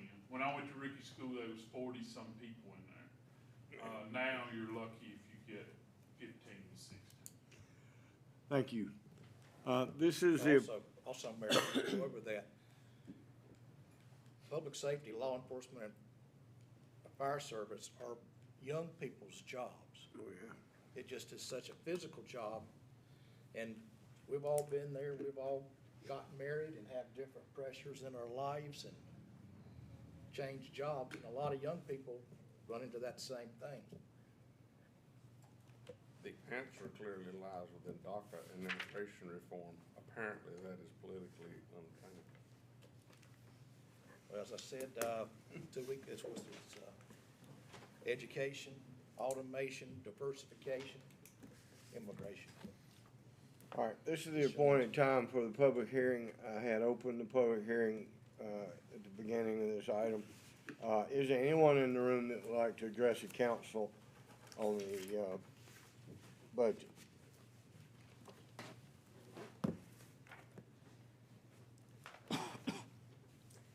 Okay. Council, you've still got another couple weeks to mull over the budget and understand or ask questions or Feel free to call Debbie. Or me. suggest some areas of concern before the adoption schedule.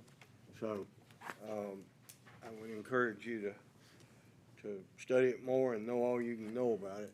It's a difficult time for Asheboro, and as well as every other municipality. I have two questions, kind of related, but not. Where do we stand on the raw water intake at Lake Lucas? Engineering work's being done. Okay, and that's funded. That was funded this year, or?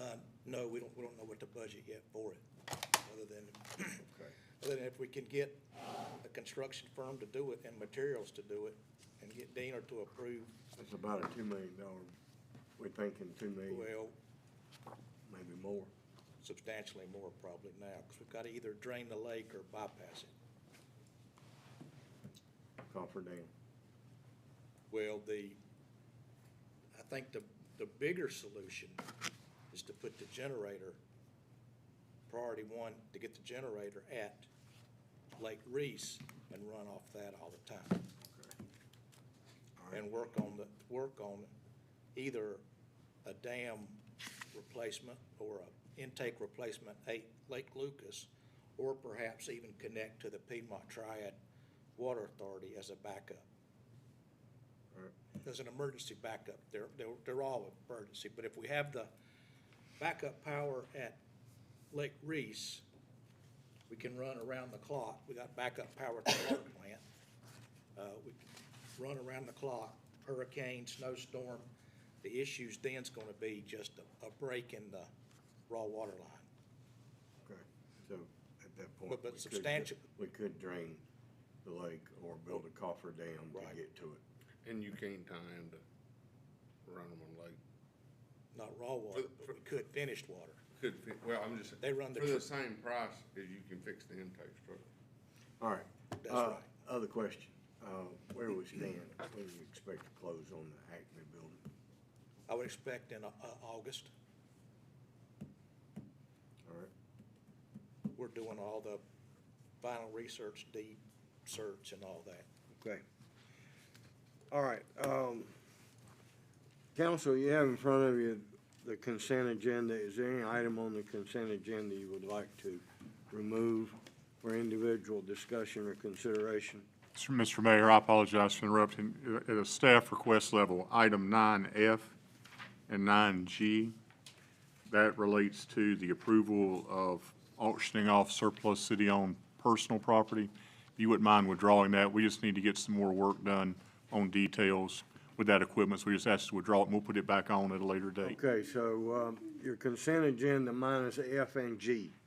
And Mayor? Correct. Mayor, before we, thank the city attorney for that, and before we move on the consent agenda, you'll see here 9H, John Russell, firefighters retiring, fire inspectors retiring. So that's an example of just what we were just talking about. Does it help if we remove that one? I tried that already. We don't approve it? I don't think that's it. All right, I'll entertain a motion to accept the consent agenda as you have it in front of you. Mayor, with the exclusion of 9F and G, I move we approve the consent agenda as presented. I have a motion with Mr. Burks. Do I have a second? Second. Second, Ms. Heath. Discussion. All in favor, say aye.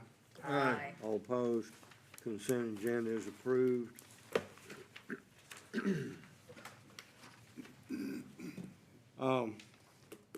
I will take this opportunity to say to those of you in the audience, some nights are like this.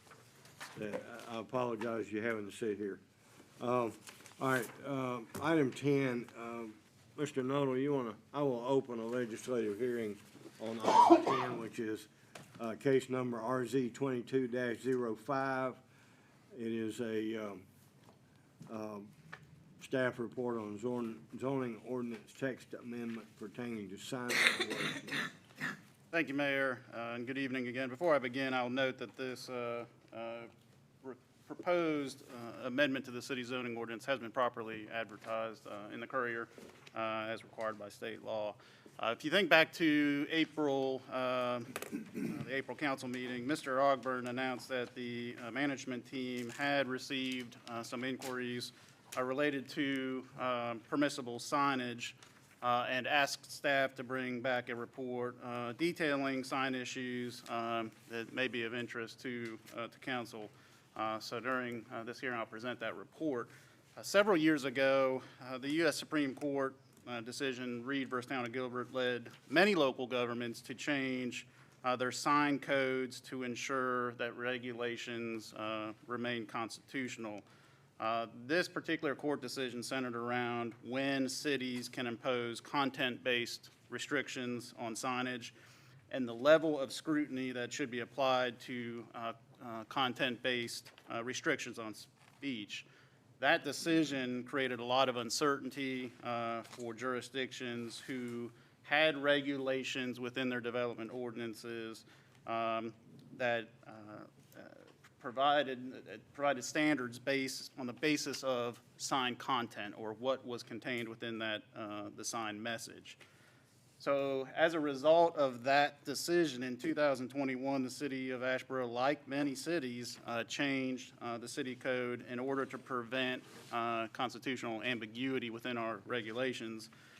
Those amendments established regulations largely considered content neutral in terms of what was permitted and what was not permitted. The current code that we have today emphasizes what are known as time, place, and manner characteristics. This means that the city stipulates when, where, and how advertising can be erected, but does not typically regulate the messaging on that sign. And I will say that amendment last year was a pretty significant change for Asheboro, as it was for many communities. Historically, the city viewed advertising that was related to goods and services that were offered or sold on premises on which that advertising is located. Those under the development codes were reviewed as accessory activities to the use that's occurring, or on-premise advertising.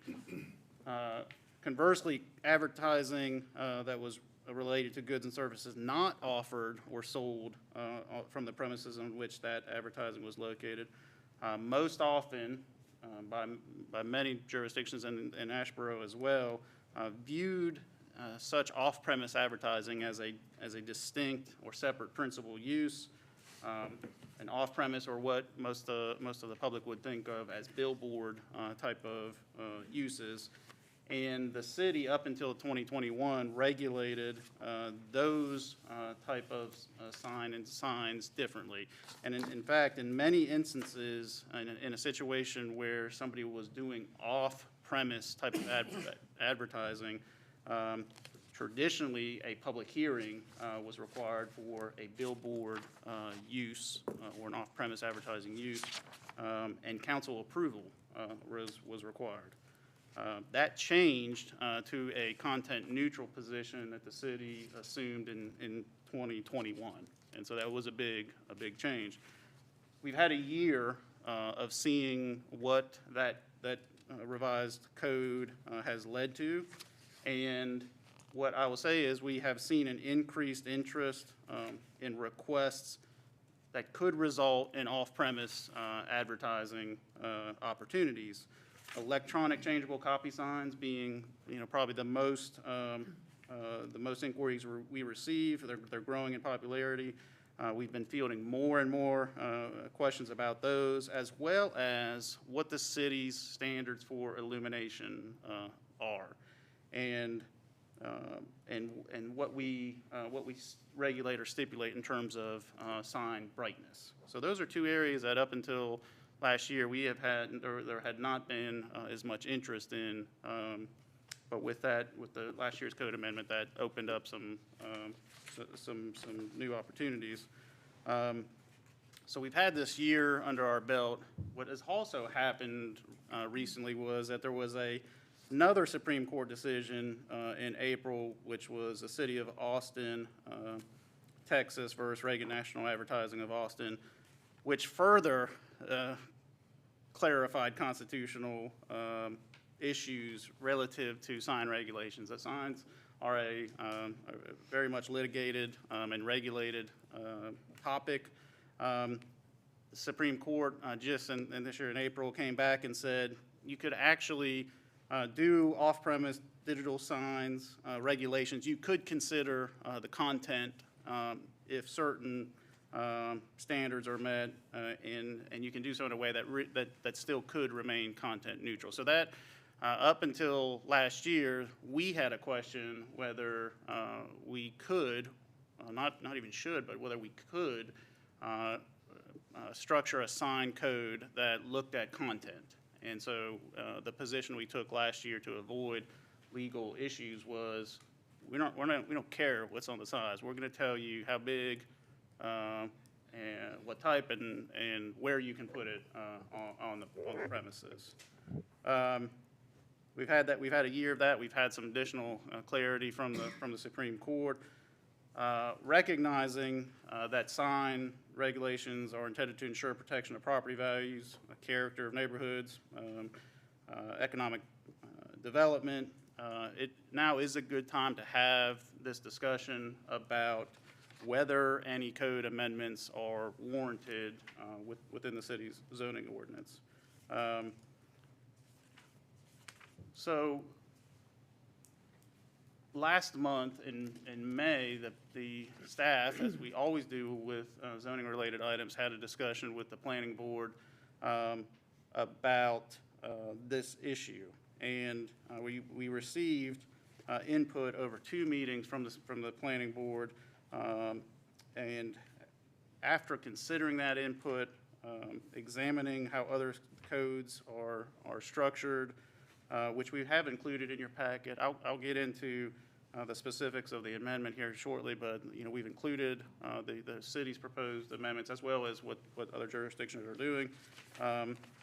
We've continued to consider legal, operational impacts of any changes, including, most importantly, probably from our standpoint, our ability to consistently enforce any requirement.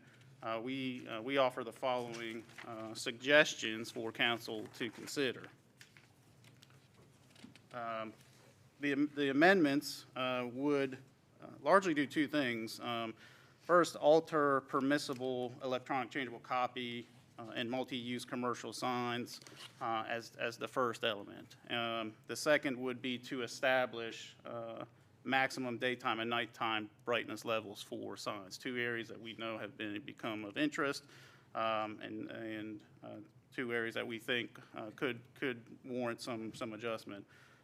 Specifically, these proposals change permissible electronic changeable copy sign allowance based on a property's zoning. And instead of, as the code currently does, establish a kind of uniform percentage that signage can be, can consist of electronic copy. So this would mean under the proposal that signage that's dedicated to electronic messaging would be different, the standards would be different for the B3 or the Central Business District as it would be for a B2 or the Fayetteville Street or Dixie Drive commercial corridor. So under the proposal in your packets, you'll see a recommendation to cap, to move that cap from 80%, which is uniform across the city zoning districts in terms of what percentage of signage can be allocated for electronic messaging, to between 33 and 50% of the allowable area. And as I said, currently, the other thing it would do is establish a cap of 100 square feet for such messaging boards. Currently, there is no, in most instances, there is no cap on, it's an 80% general rule, and then it depends on, in the case of a wall sign, for instance, it largely depends on how big the wall is in terms of how big the sign can be. The proposal also establishes the brightness levels at what seems to have emerged as an accepted measure, commonly accepted measures of 5,000 nits during daylight hours and 500 nits between dusk and dawn. These changes, if you look in the packet, they're seen starting on page 8 of Chapter 7, which is entitled Signs, in your packets. It's really important to note here that we had a lot of discussion internally about what makes sense. We've had a lot of discussion with the planning board. This proposal maintains that content neutrality. We are not advocating to go back to a system where we are telling people what they can put on the signs in terms of on-premise or off-premise advertising. I think there are some proponents of that stance. We don't think we can consistently and fairly enforce that. We would be doing a lot of chasing signs and what's on signs to ensure compliance. So we don't think that's the right approach, but we believe that reducing the percentage of electronic message changeable copy on those signs, as well as reducing the square footage of a shopping center maximum square footage, which is currently 300 square feet, to take that back to 200 square feet, which is what the city standard had been prior to last year's amendment. We believe if we do kind of those few adjustments to this code, we will see more of what the city traditionally has expected in terms of sign regulations, which will end up resulting in largely on-premise type of advertising versus more off-premise advertising. So that is a lot of information. I'm going to stop right here and see if anybody has any questions at this point. Are there currently any that are in excess of 200 square feet that you're aware of? We have permitted a sign in excess of 200 square feet. It is for the mall, for development entrance signs that they have proposed. And part of the decision-making in going to that 300 square feet was to make an accommodation for the potential for that. When we had initial discussions with the mall, that was one item they brought up to us in terms of sign allowances. And I think if it weren't for the potential that we want to make you aware of for off-premise advertising, I think we would still be comfortable at that area.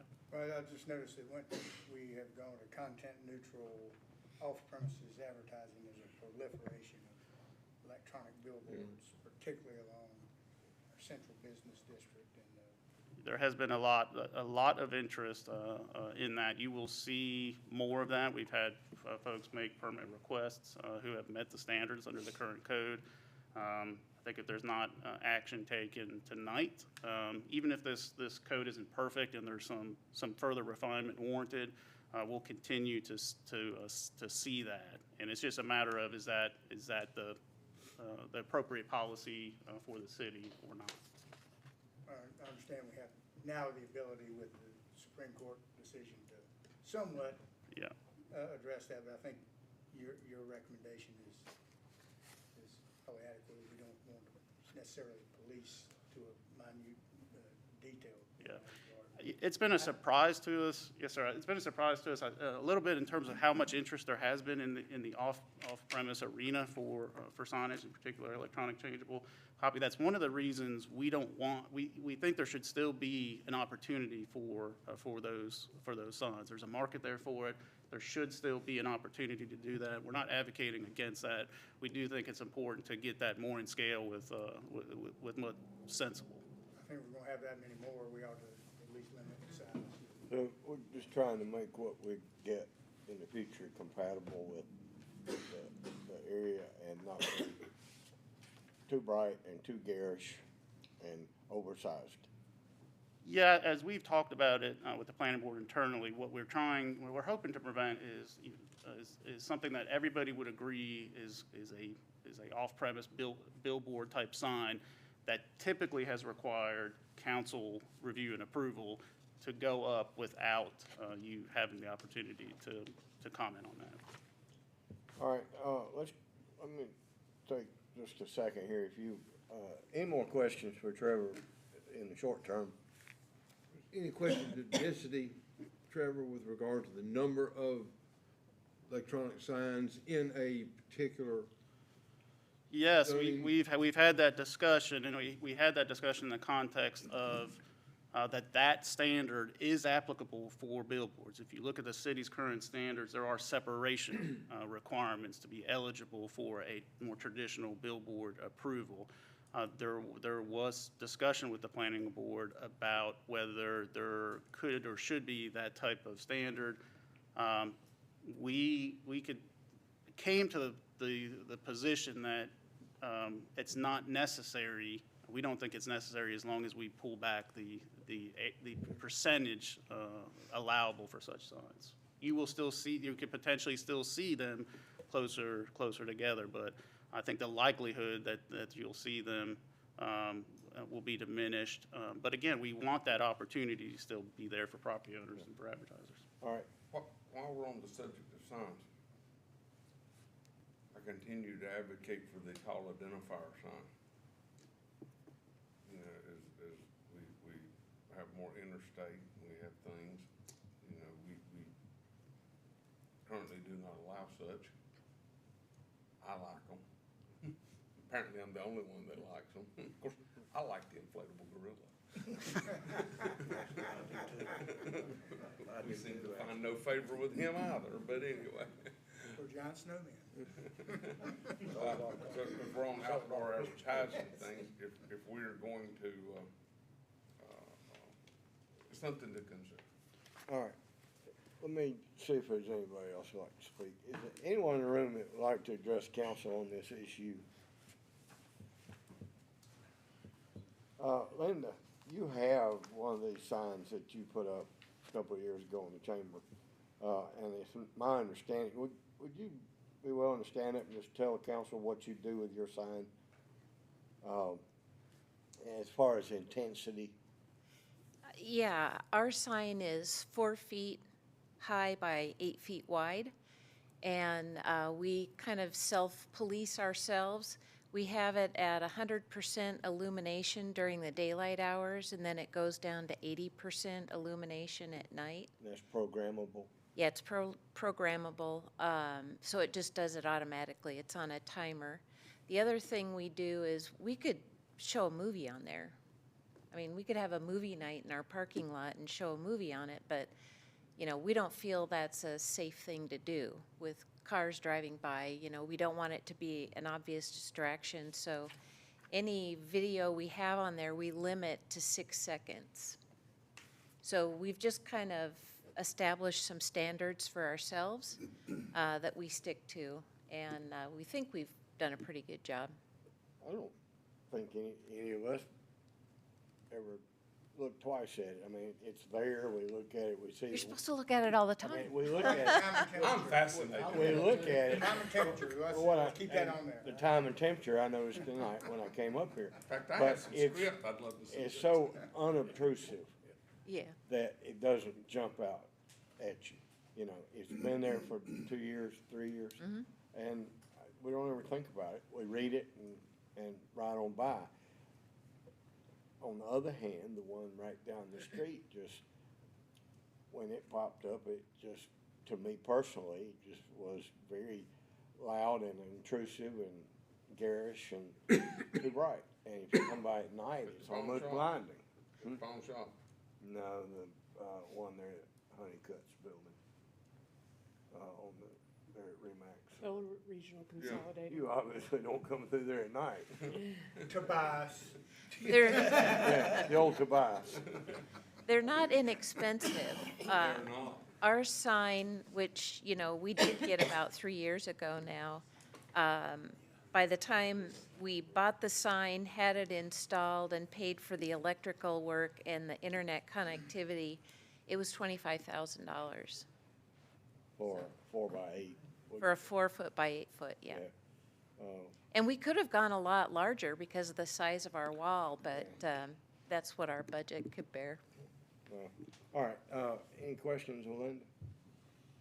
Thank you, Linda, I appreciate you being willing to stand up and speak. Nobody in the room wants to address council on this issue? All right, well, Mr. Mayor, I'm sorry, I do want to, if there are no more questions at this point, I just want to move through and get on the record how this proposal, we believe, supported by the land development plan that's important for state law. You know, first and foremost, the LDP encourages us to continuously look at the ordinance and periodically update it as necessary. We have specific policy reference to signs and blending with surrounding streetscape, and a design principle that talks about signs of buildings at a more human scale. So with those goals or policies in place, the staff's recommendation is to adopt this tonight. We can continue to have discussions about if there are, you know, certain elements. Mr. Moffett brought up some height concerns, and we can continue to have those discussions and make adjustments. But we think an approval this evening is supported by the land development plan. We think it's going to lead to and align what you end up seeing in terms of advertising with what community expectations are. And so we do recommend adoption of this amendment. does it have any effect on the theater marquee or anybody that might want to put up a theater marquee? You're not talking about the Sunset Theater? Sunset Theater. Marquees, if there's an if there's an electronic component to that, it could affect marquee allowances. It wouldn't prohibit it, but it would probably reduce the extent of that changeable copy. Now, let me understand this. If a business wants to put a sign up, they come in and get a permit for this, right? Yes, sir. And you go over through a permit of what the signage is? Absolutely. If they have a problem with it, can they appeal it to us? There is, yes, there is, the process is to submit drawings of the proposed sign, and if it's on a building, of the building itself, or if it's freestanding, of the location of the sign, and as well as sign drawings. We review that for consistency with the code. If there is a disagreement as to compliance, the city's Board of Adjustment would be the appeal route for such a dispute. And existing signs are grandfathered in. Yes, this is, well, they're Make them to change their lumens and whatever for nighttime traffic. that would, yeah, I mean, that certainly would be my preference as to, and I think it's sensible to folks have gone through the process to be legal, to allow them to remain under that standard. I think technically these could become legal anything out there that's in non-compliance could become legal non-conforming. There are provisions for that within your ordinance. Some of you will remember the McDonald's freestanding sign when that was taken down many years ago on Dixie Drive. There was a process by which they came to council and said, we kind of had a grandfathered sign, we'd like to put it back up. And so there's a way for such nonconformities to be considered. But we are not proposing to be retroactive in terms of enforcing these. But I do think it's important to say that there are some that could become legal nonconforming. I could entertain that the language you have written covers what I'm fixing to say. I'd also entertain that it does not. I go to places and that have the monument, the dreaded monument sign that you cannot see. And it gets obscured by the required landscaping. You just well have no sign at all. I'd like to have something in there to, some compatibility. You know, and of course it probably comes over time due to lack of maintenance of the bushes. But eventually you end up with no sign at all. And if you're here, if you live here, that's probably not no big deal. But if you're down Hilton Head trying to find something, you're just gonna be throwing darts in the woods. And if you care about your sign and the advertising potential your sign has, you trim your damn bushes. Yes, clearly, none of this matters. Yeah, and I think what we end up seeing in those, Everybody uses Google. in some of those instances is why the importance of wall signs They don't then want to comes up. The importance of wall signs, I think, steps in as an important alternative in those instances to get your message out there more prominently and higher. All right. With the existing billboards for some of the larger companies like Adams and those who have billboards. Yes, sir. That are currently within the city. Yep. Because they are already there and those are basically print paper, vinyl on them, whatever, and those things are waning as these electronic versions are there. What avenue do they have to change out what they currently have for some digital electronic? Sure, that's a good question. It's pretty complicated part of the local and state regulations, but there are protections for permit holders of, and especially where they hold a DOT permit for a billboard and they are wanting to relocate or modernize their signage. There are certain preemptions that the city cannot regulate or prohibit such modernizations. And we're actually probably going to see some of this as a result of the Interstate 64 Albemarle interchange. There's a billboard there that will be relocated, and we've already had that discussion about what the city's rules are. And in fact, in certain instances, we really don't have any zoning regulations because of the preemption at the state level. Okay, you indicated that this was not a perfect document, and it's a work in progress. But if we delay, we'll have an influx of non-conforming signs with our new ordinance before we get this done. So I would ask council to seriously consider adopting this recommendation tonight, knowing that we can tweak it as we move forward. Absolutely. Mayor, based on the consistency statement of staff and recommendation staff, I believe that we approve the consistency statement and the recommended amendments to the zoning ordinance regarding signs. Thank you, Mr. Bell. Have a motion. Do I have a second? Second. Second, Ms. Redding. Discussion? All in favor, say aye. Aye. All opposed? Motion carries. Thank you, sir. Thank you. Appreciate your research on that. Thanks for being here, Linda.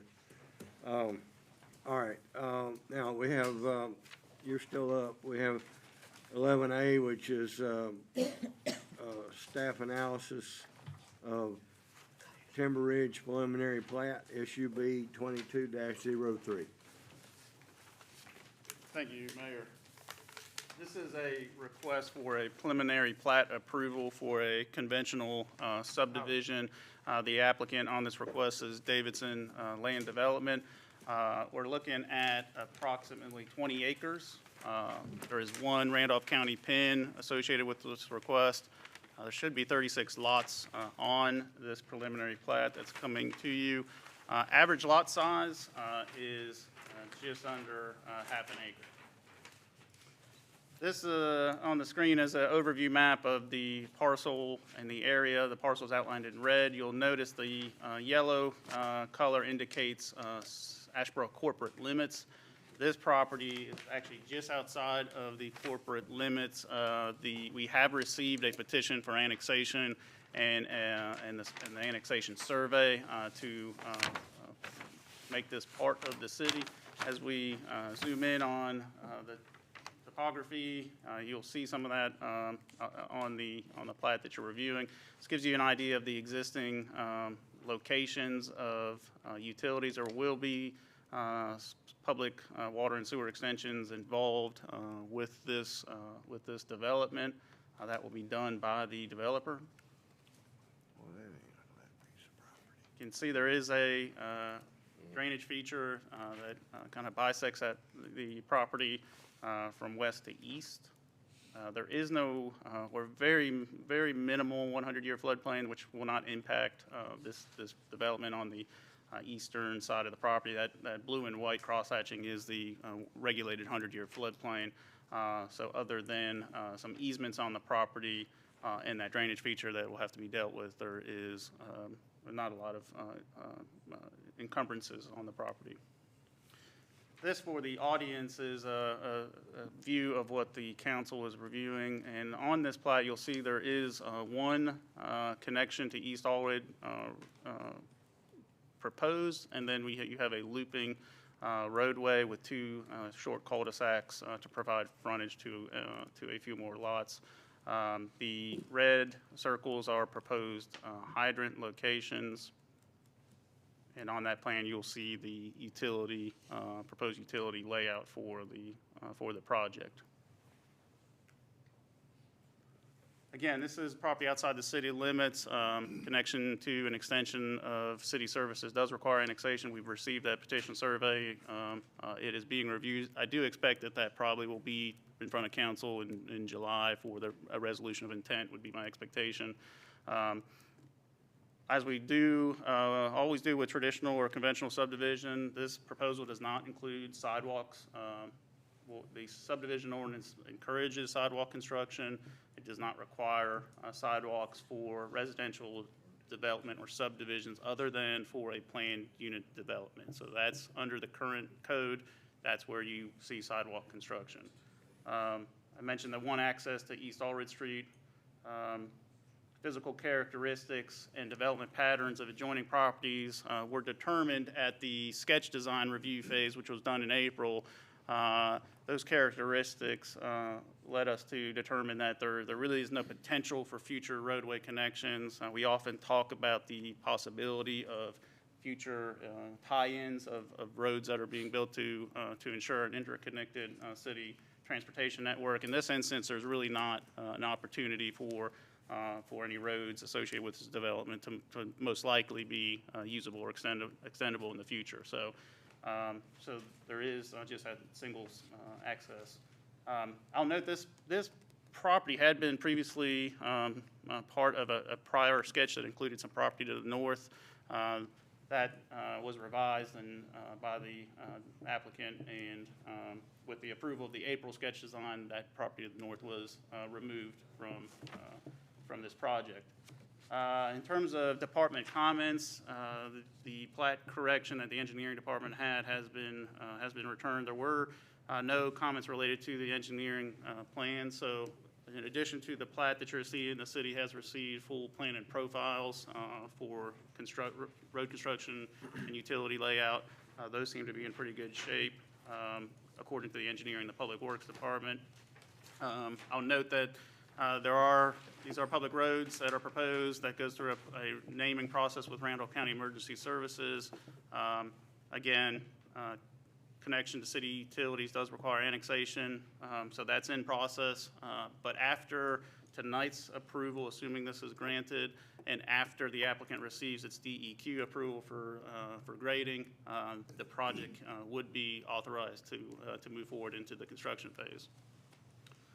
We do have some, in addition to DEQ, there may still be some DOT wrap up to do in terms of the permitting on that, but that will be done by the developer. As we now are seeing almost 100% of the times with the Postal Service, there was a request for a community mailbox for this project as opposed to individual mail delivery, and so that has been provided and does appear to be compliant with city and state standards. Fire and Rescue has confirmed that the locations of the hydrants are adequate, and so at this point, other than approving noting the need for annexation, which is in process, the staff and the planning board recommend approval of this request. Questions? Just one, Mayor.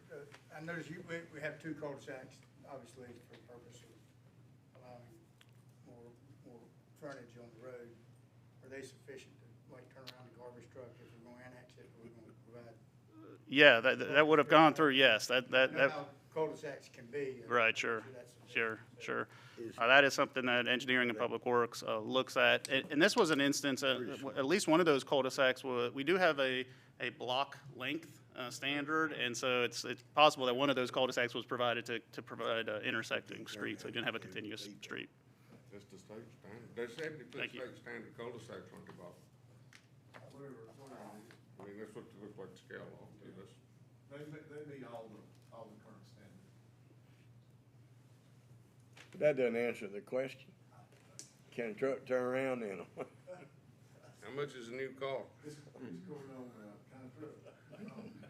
Our garbage truck can. Which garbage truck? All right. No more questions? Are the streets curved and That's gutter? all I have. These streets will be, yes, well, there is not a sidewalk requirement, there is a curb and gutter. Either valley or standard curb and gutter will be a part of this project. Okay, council, what are your wishes? Mayor, based on the staff recommendation, I move we approve the subdivision request. Okay, we have a motion by Mr. Bell. Do I have a second? Second. Second, Mr. Swears. Discussion? All in favor, say aye. Aye. All opposed? Motion carries. Item 11B is final plat for Windcrest Acre Section 3, and that is case number SUB 95-06. Thank you, Mayor. This is a final plat request for Windcrest Section 3. Again, this is Davidson Land Development, the applicant on this project. In this instance, this is a request for final plat certification to allow the recording of the subdivision and subsequent conveyance of lots to individual owners. We're looking at just under 20 acres of a single pin. There's only a portion of that pin that's involved with this request. Again, it's just under 20 acres.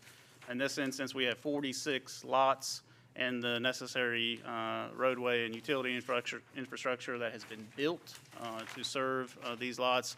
In this case, we're looking at just under 15,000 square feet of average lot size. These are the proposed lots in blue on the screen here. This is a continuation of the first two section of the Windcrest development. This master sketch, or the concept for this development was actually proposed back in 1995, I believe. So it has taken some time to build this project out. But this, I believe, will complete that master sketch. And so any subsequent development will be under additional review and approval process. This is the layout on what was existing topography. It does not show the extension of the utilities that the developer has installed. Those are shown on the final plat. But it is these are public streets with public utilities provided. This is something I want to note, just it's maybe a little easier to see on the screen, is that since the approval of this development in 1995, the concept of it, the city has long, and from the beginning, has been asking for that connection to Bennett Street, which is the street south, to provide two ways in and out to this development. So this project has implemented that connection. I would not be surprised. It's not unusual for residents to be unaware, and they may see some additional traffic on, either on the existing section of Windcrest or Bennett or Turner Street as a result of this. But you know, we don't expect that to be a huge issue, and obviously there are traffic calming controls and measures the city can look into if that becomes an issue. But this is an important connection for street continuity. And this is the plat that council is seeing. Again, we've outlined the hydrant locations. You can see the tie-in with Bennett Street, and as well as the rest of the street network. And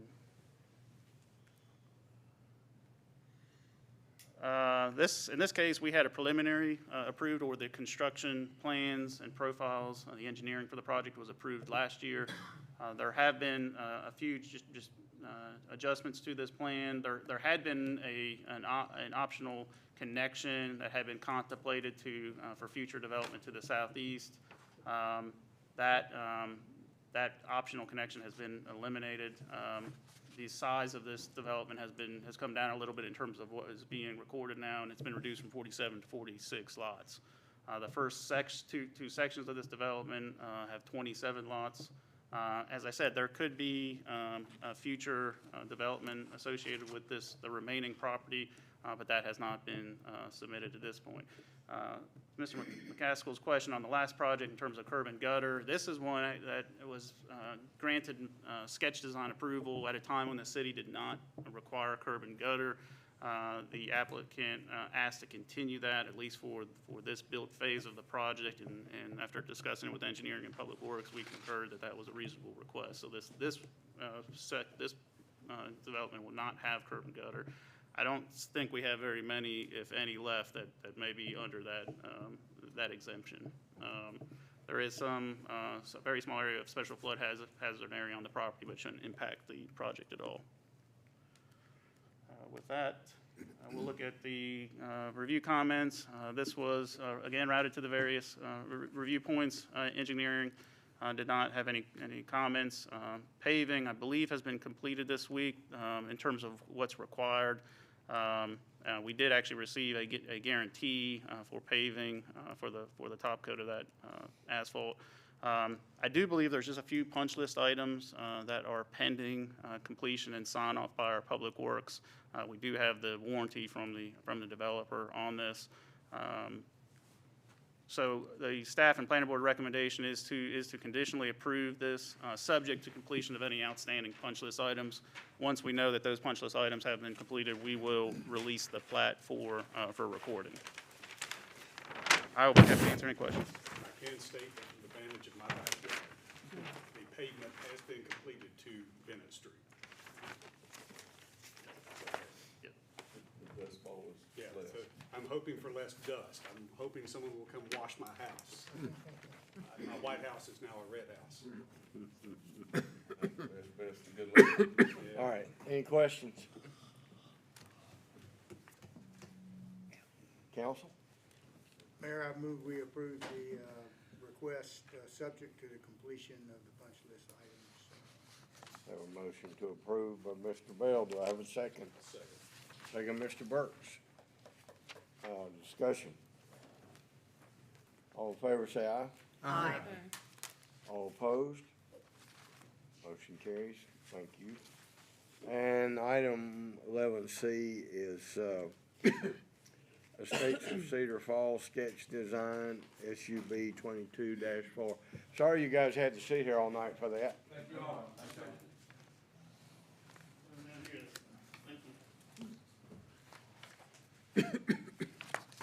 All right, this is the third of the subdivision proposal here this evening.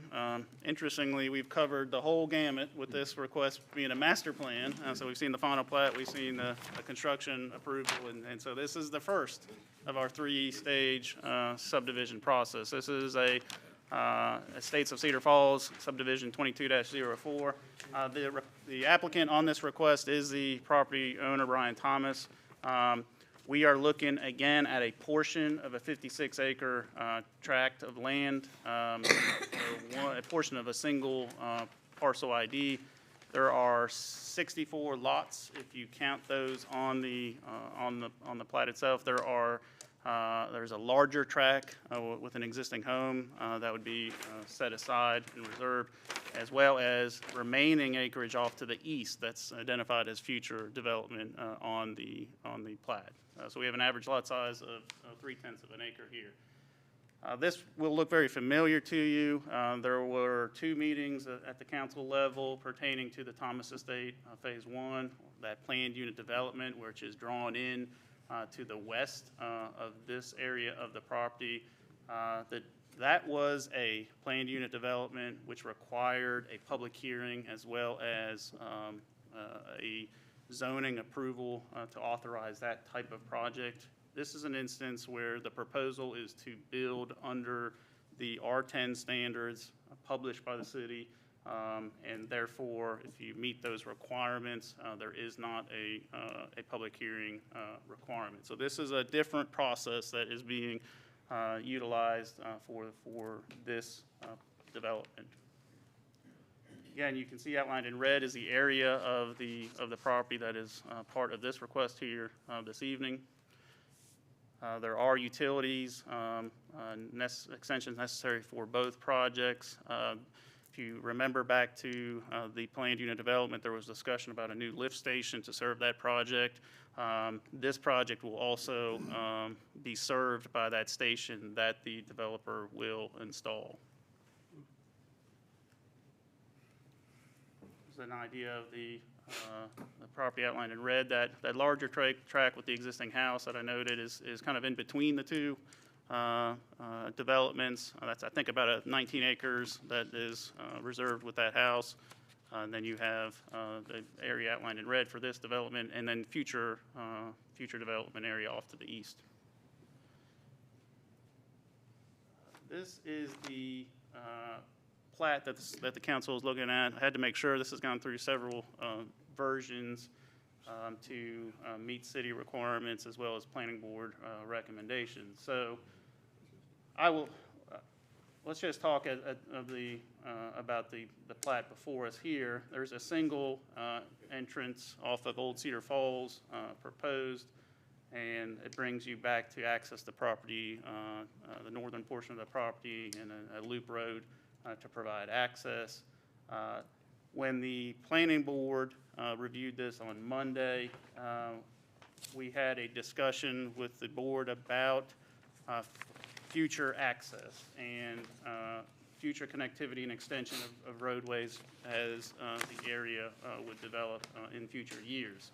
The planning board felt it was important to have both a northern opportunity for a northern connection as well as the opportunity in the future for a secondary way to connect to the future development. And so this plat here is different than the one the planning board saw, but it does meet the intent of what the planning board was seeing. The original proposal did not contemplate any northern potential for a northern connection or and only provided one internal connection to what would be the future development.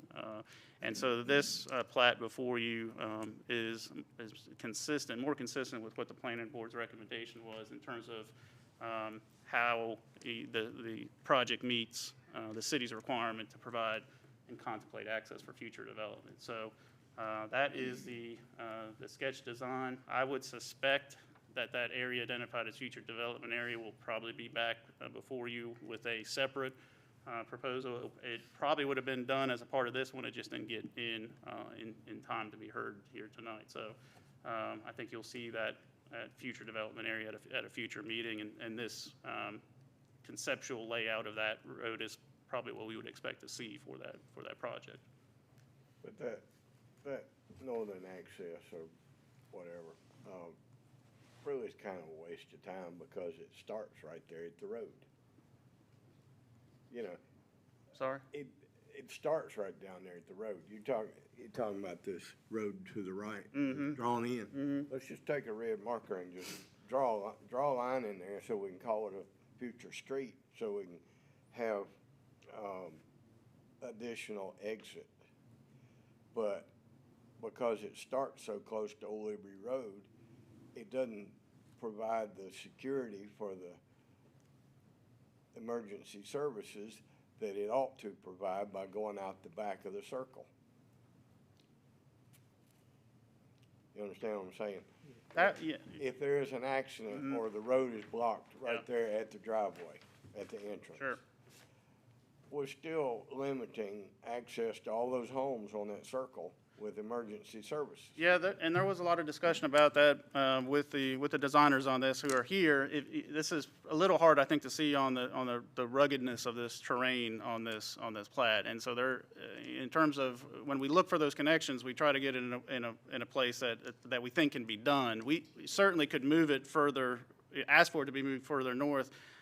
I'm concerned about the practicality of actually constructing something in that area. It could be done. Forbid that we give up a lot and put it up there at the top of the circle. That was contemplated, and in fact, there are lots lost from this first version of this because of that. Our request to have additional connections. So yeah, is this the perfect place if it was flat? Just my observation. Yeah, sure. It's an exit, it's an additional egress, ingress, eventually, maybe, but it doesn't connect to the next road, has to depend on another developer to come in It will. and ultimately develop that. But it is so close to Old Liberty Road, it's almost pointless. Now, you're saying Old Liberty Road, what road? Old Cedar Falls. Old Cedar Falls. I'm sorry. Yeah. Old Cedar Falls Road. Really What was confused. saying Yeah, you know, and here? You're trying to get to Randolph Tabernacle Road, where you're trying to get to. Well, you're trying to give emergency services a reasonable way to protect the people in the back of the circle. one of the big considerations is the potential for future development to the north is there. Interconnectivity. Absolutely. There is a large drainage feature that goes to this north, and, we think it'll be challenging to access Well, that there property again, I'm from, looking at a flat piece of paper. from Randolph Tabernacle. Looking at a flat piece of paper, Yeah. so. I think it it's more just likely to doesn't come this. serve it doesn't serve much purpose. Well, somebody's gotta develop that up. Yeah. I mean, there's property that we don't know what the future may hold for.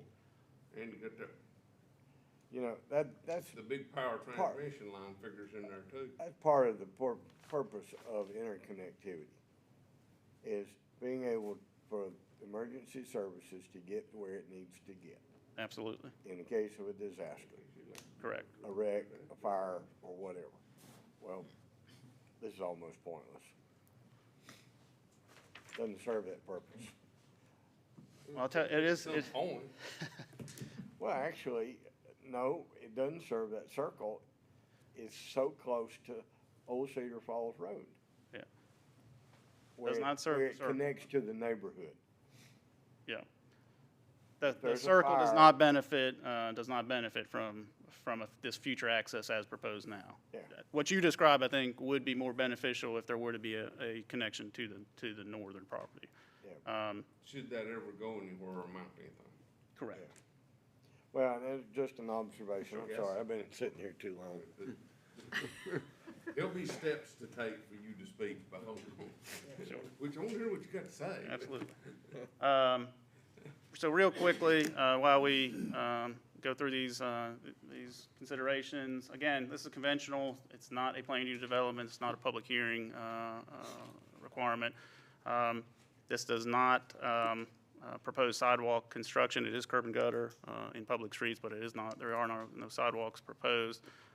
Again, this proposal was submitted under the current rules of the city. This is a subdivision is permitted by right if you meet the city's published standards. And again, while they may not be ideal, there are locations for potential road connections in the future. We've routed this to engineering. There were no corrections noted. It's also been sent to Public Works, who did not have any comments. This latest plan came in today, and the designer has been attempting to meet these connection considerations, both for the city, but also for the client in terms of the ability to be constructed. the DOT permitting will be involved. The second phase, I think everyone knows, would be the preliminary plat and engineering that would come in prior to construction of this project. So our recommendation is to approve. We think this is a good faith effort to meet the planning board's recommendation in terms of future connectivity.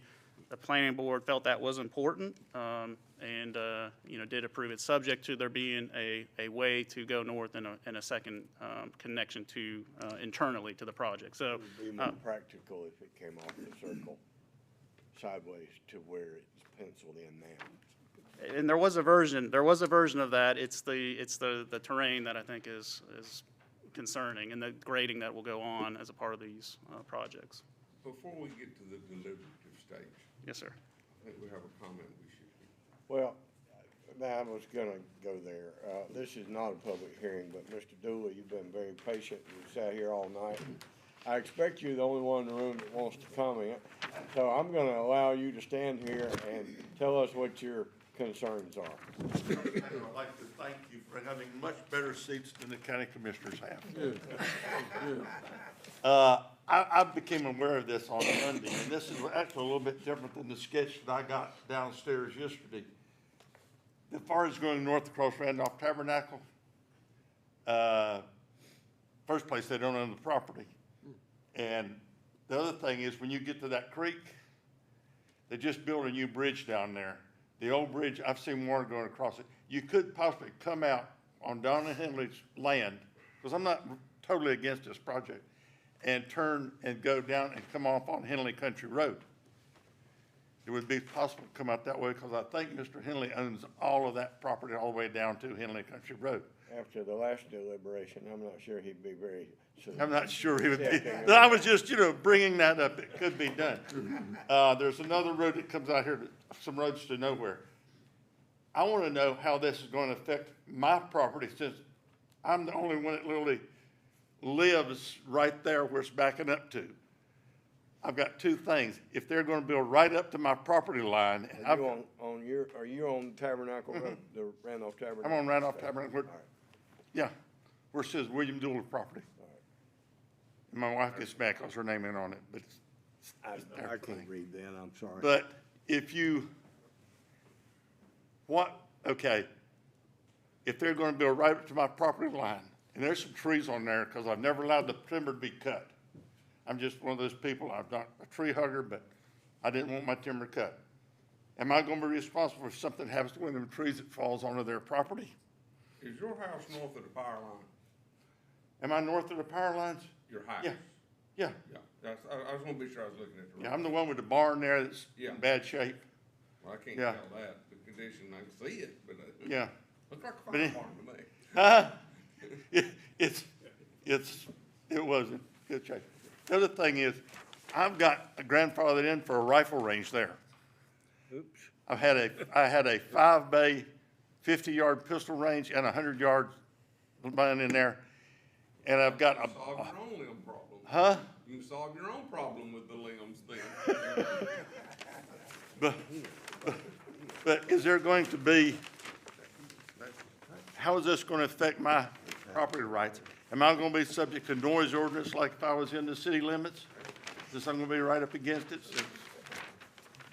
Well, since ammunition has gone up so high, I don't shoot as much as I used to, but I don't, I'm not against the property thing. I'm, since it's a real development, it's much better than this 140 houses over here. But I just want to know what impact it's going to have on my property. What am I going to be allowed or not allowed to do since? I'd say it's kind of like building a new house beside a chicken house. Chicken house was there first. But no, if you're not in the city, now, Jeff, you can jump in anytime now. If you're not in the city, Or the ETJ. you're not subject to that. I'm not in the city. Well, you won't be here. Now, as far as a tree that falls off your property Yeah. on one of those houses, Because I got some big ass trees that's a over there. legal question, but I'm gonna say if it's a dead tree and you ignore it, you're probably gonna be liable. If it's a live tree and it just happens to fall over in a storm, you probably not, but there again, I'm not. Well, I'll have to be honest with you. I try to hold to some of the traditions, and I try to walk my property line every year, New Year's Day. If you're Scottish, you know that. But I didn't walk it last year, so I don't know what the condition is back over there, and I'm not even sure exactly where the property line is. I know where when I bought the property almost 50 years ago, there was one stub we found, and we just figured we'd just run it right straight across where we thought it was. Mr. Dooley, when Yeah. they get started with this, you're gonna figure out where your property line is. They're gonna survey it and they're gonna lay it out. They're gonna show you their opinion of it. Yeah, that's what I'm afraid of. Yep. Because that survey, if you look at the old survey maps, they certainly weren't done with the GPS, but no. My only thing is, if you've got to have another egress to the north, you're gonna run into some real problems. Well, obviously, we're everybody luck. not requiring it, we just like to have interconnectivity when it's available, and so he has penciled that in. As much as I think it's ridiculous, he's penciled it in. I would prefer to see it come straight across to the right from the circle. And Oh, join to come with- right straight out? You could have two right there. Other thing is, how much traffic is this gonna put on Old Cedar Falls Road? It's bad enough as is. Oh, after what we've already approved, it can't have much effect. Thank you, sir. I'm glad you can laugh about it. I don't It ain't, it's the truth. And I also think that at least one of the street addresses should be mandated to be 1313. Mockingbird Lane. All right. Yes, sir. So this does have favorable recommendations from both staff and the planning board, subject to this discussion related to future connections. So our recommendation is to approve. Okay, council. Clark. I make a motion that we approve Have a motion by Mr. Moffett to approve. with the one address. All right, do I have a second? Second. Second, Ms. Heath. Discussion? All in favor, say aye. Aye. All opposed? Motion carries. Mr. Nuttall, you're still up. One more. 12A, Community Development Director Trevor Nuttall will request council action on procurement of work for this project. And that's the sidewalk improvement project, at RCC. Industrial Park Avenue, I'm sorry. Correct, yes, Mayor. We have provided a bid summary and a proposal for engineering and inspection services related to construction of a public sidewalk within the right-of-way of Industrial Park that is intended to improve pedestrian access and safety at the RCC campus.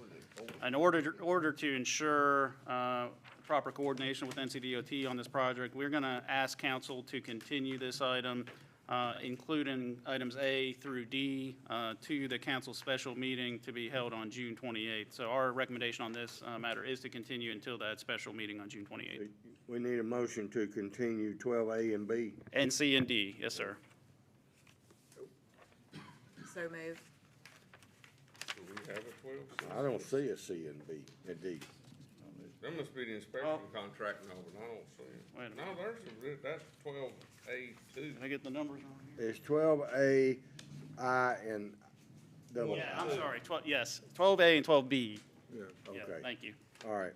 All right, I will entertain a motion to continue 12A and 12B to the next meeting. Thank you. I move we continue, provided we get bigger funds. Okay. I have a motion by Mr. Bell. Do I have a second? Second. Okay, Mr. Burke says a second. Discussion, all in favor, say aye. Mr. Mayor, if you don't mind, just because we're going to get confused over here, I think Councilmember Heath had made a motion to continue, and then we had Councilmember Bell. I didn't recognize that motion because we were still talking about C and D. We just took it as 12. We weren't worried about, that's where we got confused over here, because it was just, All right. we view it as item 12 is continued. And that Okay, let's covers back everything. up, and I will accept Ms. Heath's motion to continue item 12 to the next meeting, and I will ask for a second. I second it on condition that we still have a bigger fine. And we have, Tell me what number you want, and I'll make it up and give we it to have you. Mr. Bell second with conditions. Discussion, all in favor say aye. Aye. All opposed, motion carries. Thank you. Hey, Carl, you get your cataract fixed. Ms. Reeves, and I apologize that we've kept you out so late tonight. No problem. Mayor, council, in your packets is a resolution prepared by the city attorney for approving installment financing terms with Truist Bank. Truist Bank was the lowest responsive bidder to a bid request of $2,070,000.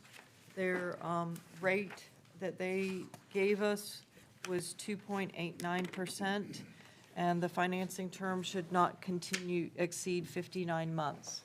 I request adoption by reference. Questions? May I have a motion to adopt by reference this financing contract? Mayor, I move we approve the resolution approving the installment financing by reference. I have a motion by Mr. Bell to approve by reference. Do I have a second? Second. Second, Mr. Burks. Discussion? All in favor say aye. Aye. All opposed, motion carries. Mr. Leonard, item 14, council action on proposed work authorization number 1 for the corporate hangar under construction. Thank you, Mr. Mayor. You have in your packets work authorization, excuse me, work authorization 1 between the city of Asheboro and W.K. Dixon, corporate hangar construction phases services. This item does qualify for non-primary entitlement funding from the Division of Aviation and has been submitted and approved for this use. Staff recommends approval of work authorization 1 by reference. Do you have any questions? Thank you, Mr. Leonard. I'll entertain a motion to approve by reference. Mayor, I move we approve the work authorization number 1 by reference. I have a motion by Mr. Bell. Do I have a second? Second. Second, Mr. Swears. Discussion? All in favor say aye. Aye. All opposed, motion carries. Item 15, Mr. Sugg, you have a request for approval of a resolution authorizing the continued representation of the city by Cawley Pridgeon, PA law firm. Yes, sir. Thank you. I'm distributing now the order issued by the Superior Court. That's the subject of the resolution. You may or may not want to go over it in detail, but I'll summarize. This goes back, thank you. This goes back to the land use case that was heard by the Board of Adjustment, where a request was made. In the short summary, the request was made for the zoning administrator to issue an opinion as far as whether or not the Chick-fil-A drive-through was on Dixie Drive was in violation of the city's zoning ordinance provision that requires a certain amount of queuing space for each drive-through window. Chick-fil-A had received a zoning compliance permit. They submitted a site plan. The zoning administrator, way back, the zoning administrator went out, checked it. What was there was conforming with the site plan that had been approved. He found no violation of the zoning ordinance. That request for that opinion came from a combination, legal counsel representing a combination of people, including the adjoining property owner, the management company for the property, and also another entity that owns the commercial improvements on the real property through a ground lease, and tenants next to Chick-fil-A over the queuing that goes on. So when the zoning administrator made the decision that that Chick-fil-A was in compliance, no violation, the parties who had requested that appealed to the Board of Adjustment. The Board of Adjustment conducted a quasi-judicial hearing to render their opinion. They step into the shoes of the zoning administrator. This council previously approved Cawley Pridgeon to provide representation to the Board of Adjustment, And the reason for that is because I have a conflict of interest. As you can imagine, it's hard for me to advise the Board of Adjustment as their legal counsel when I'm also in-house legal counsel for the city. And it just doesn't pass being credible that I wouldn't have interaction with the zoning administrator and the planning department as they're rendering a decision about that. So with me being conflicted out, Colley Prison provided legal counsel for the Board of Adjustment. The Board of Adjustment heard the case. And by the way, Chick-fil-A also was represented by counsel during that. The Board of Adjustment heard it. The Board of Adjustment affirmed the decision of the zoning administrator that there was no violation of the zoning ordinance, that they found everything in compliance. Not saying it was an ideal situation at the time, but that it was in compliance with the zoning ordinance. Once that decision was rendered, the adjoining property owner and management company, tenants of those spaces, they appealed through a petition for writ of certiorari to the Superior Court. That case has now been heard in the Superior Court, and the Honorable Gail Adams, the Superior Court judge presiding, issued the order that I gave you that was filed back on April the 21st, affirming the decision of the Board of Adjustment. We've now been given notice that the parties are filing an appeal to the North Carolina Court of Appeals over this issue. And so, in addition to, and the city of Asheboro has to be named, they're appealing the decision from the zoning administrator to the Board of Adjustment now on, but the city gets named as the party at issue, along with Chick-fil-A, who has intervened. So I'm asking for your permission now to continue to authorize Colley Prison to continue on in that representation. They do have skilled counsel. I've worked with them. They have experience representing municipal clients. In fact, I've worked with them in capacities as city attorney, to move on to the Court of Appeals, because it is an important issue, and I'm sure learned counsel on the other side would disagree with what I'm about to say, but it is an important point for the city that if you comply with the review process and you bring in a site plan and it shows what's required, in this case, a designated queuing lane, stacking lane for a drive-through, you construct it like you said you're going to, and we issue a permit, and we found no violation, that, but again, in my common terms, that's as if you're moving in the goalpost, and that's a principle that the city doesn't want to get put into, of reversing course where we can find no violation in reviewing the plan. So I just simply ask a motion will be sufficient. I'll be happy to answer any questions, but asking for permission to continue to engage Colley Prison and for the city to continue on with the appeal, with the litigation on up to the Court of Appeals. I can answer any questions. The crux of the ridiculousness appears to be paragraph 14, page 5. You want to sum it up in about 3 sentences. These people are crazy. I haven't said that, but I will. All right. Questions? Thank you, Jeff. I'll entertain a motion to grant approval of the resolution authorizing continued representation of the city by Colley Prison PA law firm. Go ahead, Mr. So Moffett. moved. Got Mr. Moffett to make the motion, and do I have a second? Second. Second, Mr. Bell. Discussion? All in favor, say aye. Aye. All opposed? Motion carries. Thank you, sir. Thank you. I hope you're doing well. Not cheap, but it's going to be interesting. It's good to see you moving around so well. He stands taller too. He stands taller too. Yeah, not stooped over and struggling.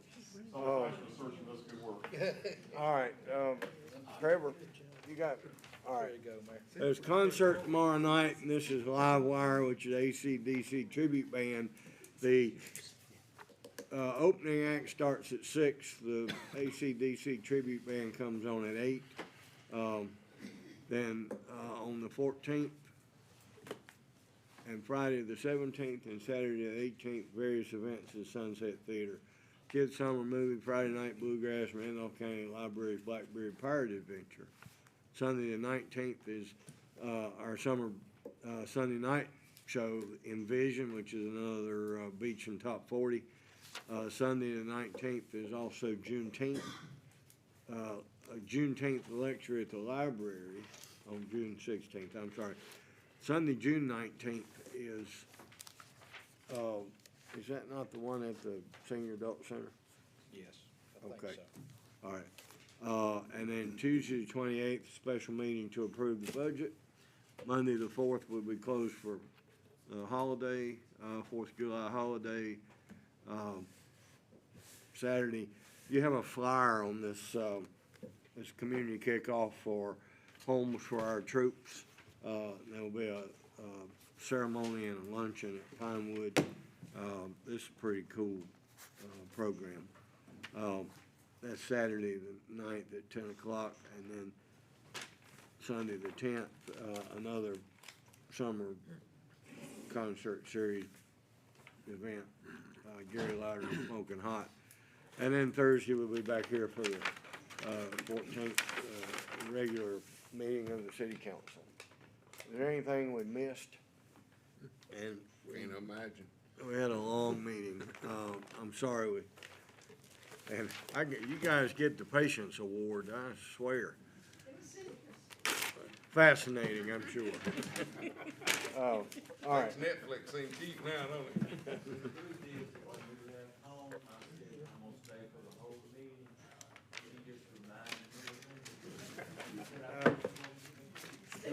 All right, Kelly, you got anything for the good of the cause? I'll just share, I'm really excited McCurry Park is open.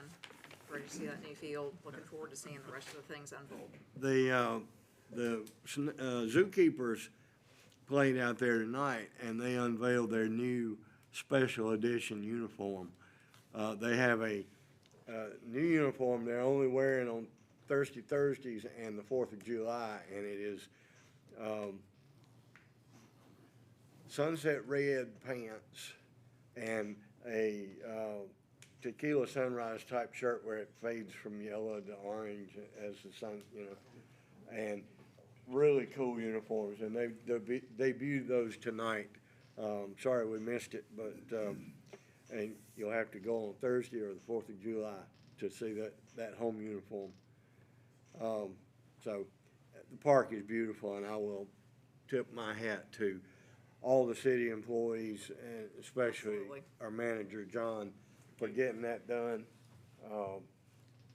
under very trying circumstances under the gun and getting it done. We only missed a week, just over a week of baseball, so it's gonna be well worthwhile. Would encourage everybody to go out. There'll be fireworks on the 4th of July, is that right? That's the plan. Okay. Charlie? I'm good, thank you. Clark? We've been here long enough. Yeah, I ditto to what Charlie said. John? Same. Good job with the budget. Well, I do want to thank the two chiefs, and you can see how important their jobs are when we all hope never to need them, but when we need them, we're sure glad they're there. There, but for the grace of God, it could be Asheboro. And we have to be ever vigilant because, Plan and train for it. yep, you hope you never use it, but you gotta be ready. And tomorrow night would be a good time to have a couple extra people out there. It will be. Just a small couple of things. Debbie, if I get this wrong, correct me, but, the ABC board, continues to make record contributions, very large one. I guess you got it today. I was told it was in my folder, but I was in software training all day, so I have not actually seen the dollar amount. There's two checks, one for 300,000 and one for 20,000 is in her folder. I have seen The it. 20,000 is our normal monthly Normal. stipend. The 300 must be the The- additional the- amount, which is better than we've ever gotten before. Hence the term record. And they have a large number budgeted for next year, so that's good news. The airport hangar that we're talking about, has a tenant. They're going through the motions for that. with 2 aircraft that will, be about $4 million combined. That's right. So just as quick as. 4 million in tax value or 4 million in taxes? 4 million in tax value. That's a big plane gonna pay $4 million. They're wanting to move right this minute, but Davidson County is holding them hostage because we've got to have a building. But anyway, point being is, just quick as we can get all this going, we need to get, and I would even suggest we contemplate getting the lead time. We probably need to be getting another one underway right this minute. You know, cause Trinity Transport's not gonna back out on this. They gotta put the thing somewhere, and I got nowhere to put it. That's right. That's all. Mr. Burks? Happy 27th anniversary to my wife, Andra, and she's put up with me this long. 25 for you, 27 for her. We're surprised you woke you back in. But you know, nothing says love like getting a hernia surgery on your anniversary, so that's what I did with my wife. I did that so she doesn't have to look at my protruding navel now. But anyway, but I was just, kudos to Randolph Health, the great care that I got there, that was outstanding. And look how good they did. Here, you know, this morning, I'm in surgery, and here I am tonight. Outstanding. Under the influence and make a confident decision. Yeah, I don't know what I agreed to tonight.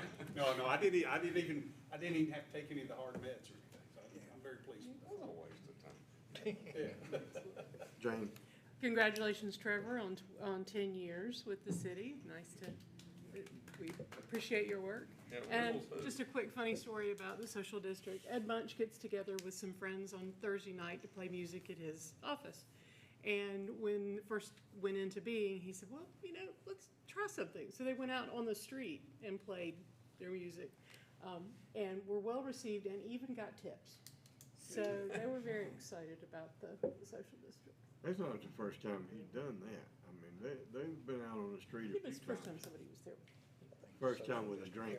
Tips. That's good. The tips. Helps Bill? with tips.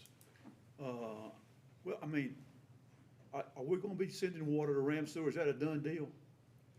It is not, we're just in the process of starting. Okay, I just saw the letter, and I just wondered that's gonna be They very need for interesting. it to be. Hmm, They need for it to be. yeah, that would be interesting, sir, all the eastern part of the county, I would. The initial Next. conversation is really about Franklinville. And that is not a done deal. Right. That's correct. Okay. All right. Thanks, everybody. Appreciate it. Sorry we kept you so late. Go out and ride. Nancy Clark. Yes. What is the current overtime policy? I was getting busy.